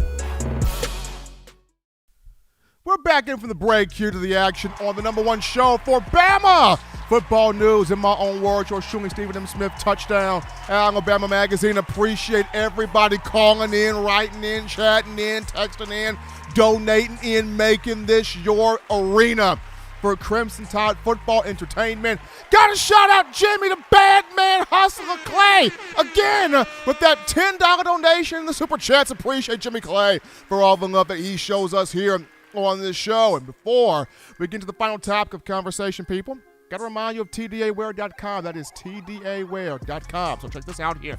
For all of you fans still overjoyed with the Crimson Tide's national championship from the 2020 campaign, we want you to check out our championship collection merch. This means you grab you an 18 of them things, folk hoodie, t-shirt, or sweatshirt, as well as our Got 18 We Do shirts. Designs that feature all 18 championship years on the back. You head over to TDAwear.com. Do it right now. TDAwear.com. You go over Championship Collections merch tab, and you get you that gear today, showing that support for Coach Saban, the University of Alabama, the student athletes, us here at Touchdown Alabama Magazine. But following the Crimson Tide's dominant 41-24 win over Georgia, Professor Smith is back. Professor Smith is in, and we have some grades to hand out. We have some grades to deliver from the matchup. So let's get into the grading. Scale here right now. So first and foremost, we go to the Bryce Young here. First and foremost, Bryce Young earns an A from Professor Smith, earns an A from me for his performance. Young in the matchup, 421 yards passing, an SEC championship game record. He totaled 4 touchdowns on the day, including 1 rushing, in complete control and complete command of the offense. Carved up a Georgia defense that was first in passing yards allowed, first in passing efficiency rating. Bryce Young got it. The Alabama offense to converting 7 of 14 third downs, that being half. Prior to the game against Alabama, Georgia was giving up a percentage of 31.2% on third down. So Bryce Young had this offense doing what it does. The offense scored 34 points on Georgia's defense, the most the Bulldogs have given up all season to an offense. Alabama also put up over 500 yards offensively, the most the Georgia defense has given up. So Bryce Young an A, and just beautifully carving up this Georgia defense like a turkey on Thanksgiving. Thanksgiving was last month. But A there for Bryce Young. Moving on down here too, Alabama's offensive line, A+ for this group on the offensive line. The reason why A+, if so many people said they can't do it. They can't stop Georgia. They can't stop their defensive front. They can't block. They cannot get this thing done. And the Alabama offensive line made Georgia's defensive front look like children. Made them a non-factor in the football game. Bryce Young was not sacked at all. First time All season, he was not sacked. Great job on the offensive line by Doug Marrone. From left tackle to right tackle, Seth McLaughlin at center played a dynamic football game. Fantastic football game by the offensive line. And they were able to put it together, right? They finally had that moment where they put everything together, and the hope for U.S. Bama fans is that they continue doing this for the next potentially 2 games here in the college football playoff. A+ there for the offensive line. Going to the wide receivers here, an A for the receivers. Even though John Mechie sustained an injury there, Jamison Williams, Zoom Williams, 184 yards receiving, 2 touchdowns. He took the top off that Georgia defensive secondary. John Mechie, prior to the injury, had a solid game. 5 catches for 97 yards and a touchdown. Slade the Blade Bolden had 5 catches for 54 yards in the matchup. And you had other guys that got involved. So, 8 different receivers got involved in the passing game flow. So an A for the receivers. The main thing here with Mechie down, you look at Trayshawn Holden, you look at Ja'Cory Brooks and other guys that could be stepping up here in the college football playoff. Can they emerge and make big plays here for Alabama's offense, having that connection there with Bryce Young? But an A for the receivers. As we move over to now the Alabama defense, A for the defense. A for the defense there. Thought the defense did a phenomenal job. A+ for the defense. Defense did a phenomenal job out there on the field. And I look at this. They harassed Stetson Bennett all game long. Even though Will Anderson was held quite a bit in that game, he did finish with the sack and 2 tackles for loss. Dallas Turner got a sack. Fadarian Mathis got a sack. Guys were getting to Stetson Bennett, forced 2 interceptions, 1 for a pick 6. Georgia was combined 5 for 16 on 3rd and 4th down, could not convert, could not move the chains consistently, were not able to sustain drives consistently. So the Alabama defense under Pete Golding, phenomenal job. A+ thereby of a defensive group there for Alabama. As we go now to the grade for the special teams, A for the special teams. Special teams got an A for me this week. Will Reichert made both of his field goal attempts. He did a fantastic job. But James Burnip, the punter, big game by the Australian punter, James Burnip. I think he had 5 punts. His punt, he averaged over 40 yards, over 43 yards per punt. His longest boot traveled 50 yards. He did drop 1 inside Georgia's 20-yard line. But here's the thing here. Georgia's average starting field position offensively was its own 23-yard line. So what James Burnip did, he forced Georgia. If you're going to beat Alabama, you better be able to drive the length of the field every single time. And that was huge by Burnip. Not out-kicking his coverage, allowing Jamison Williams and others to cover those punts, but forcing Georgia to drive the length of the field every single time. That's their starting field position was their own 23-yard line. So big ups there, too, for special teams.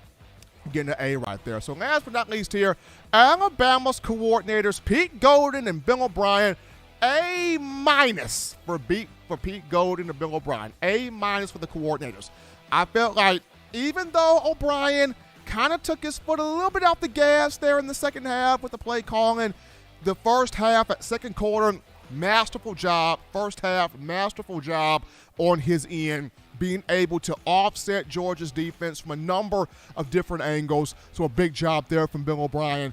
And then Pete Golding calling up pressure, getting to Stetson Bennett, making him uncomfortable, stuffing Georgia's runs. Amir White, James Cook did not have success on the ground, creating interceptions. The communication on the back end was great. The communication with the linebackers were concerned was very, very good. So A- there for the coordinators. I thought Pete Golding and Bill O'Brien did a strong job there. But as always, people, you want the best in news, notes, information, and coverage on your favorite program, that being the Crimson Tide. You can get this by accessing the Touchdown Alabama Magazine app. You download the app from the iPhone App Store if you're rocking Team Apple, Google Play Store if you got the Android phone. For your audio listening needs, we got you right here. Check this out: iTunes, Apple Podcasts, Spotify, Stitcher, Spreaker, TuneIn Radio, Overcast.fm. FM or iHeartRadio, got you covered. As also for everybody, shout out to you, the Alabama fans, the family, the Blue Ridge gang, everybody.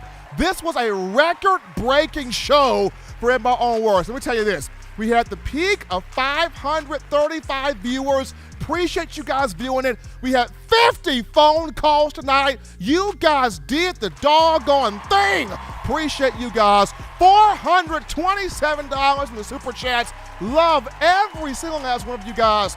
And if I've said this once, I've probably said this multiple times, it is you guys that make my job so much fun. I get to sit here 3 days a week and talk Crimson Tide football with the most knowledgeable, passionate, exciting, fun, and loving fans in the business, and that's you, the Alabama football family. So John, Ivory, and myself, we do not take this lightly here at TDA. We greatly appreciate all that you guys do to make this your show, your platform, your place to talk about your program, that being the Crimson Tide. But as I was saying there, you can purchase individual copies of Touchdown Alabama magazine, have those sent to your door. That link will be found in the description. Also, if you're trying to get the print edition, the fresh edition of TDA the magazine, you go to touchdownalabama.com, you click join, become a member, a subscriber today. That link in the description. Also, if you're trying to get the four-finger bling necklace, four-finger bling jewelry, courtesy of our guys at weownthefourthquarter.com. That's weownthefourthquarter.com. That link in the description as well. But until next time, folks, husbands love your wives. Wives appreciate, value those husbands. Children continue doing the right thing, fun thing, smart thing, good thing, legitimate thing, to not be bored. You get you those 3 hearty meals a day, those 3 great laughs a day. You protect yourself. You protect the loved ones around you. Till next time, folks, I'm your man, Stephen M. Smith, and you've been listening to In My Own Words.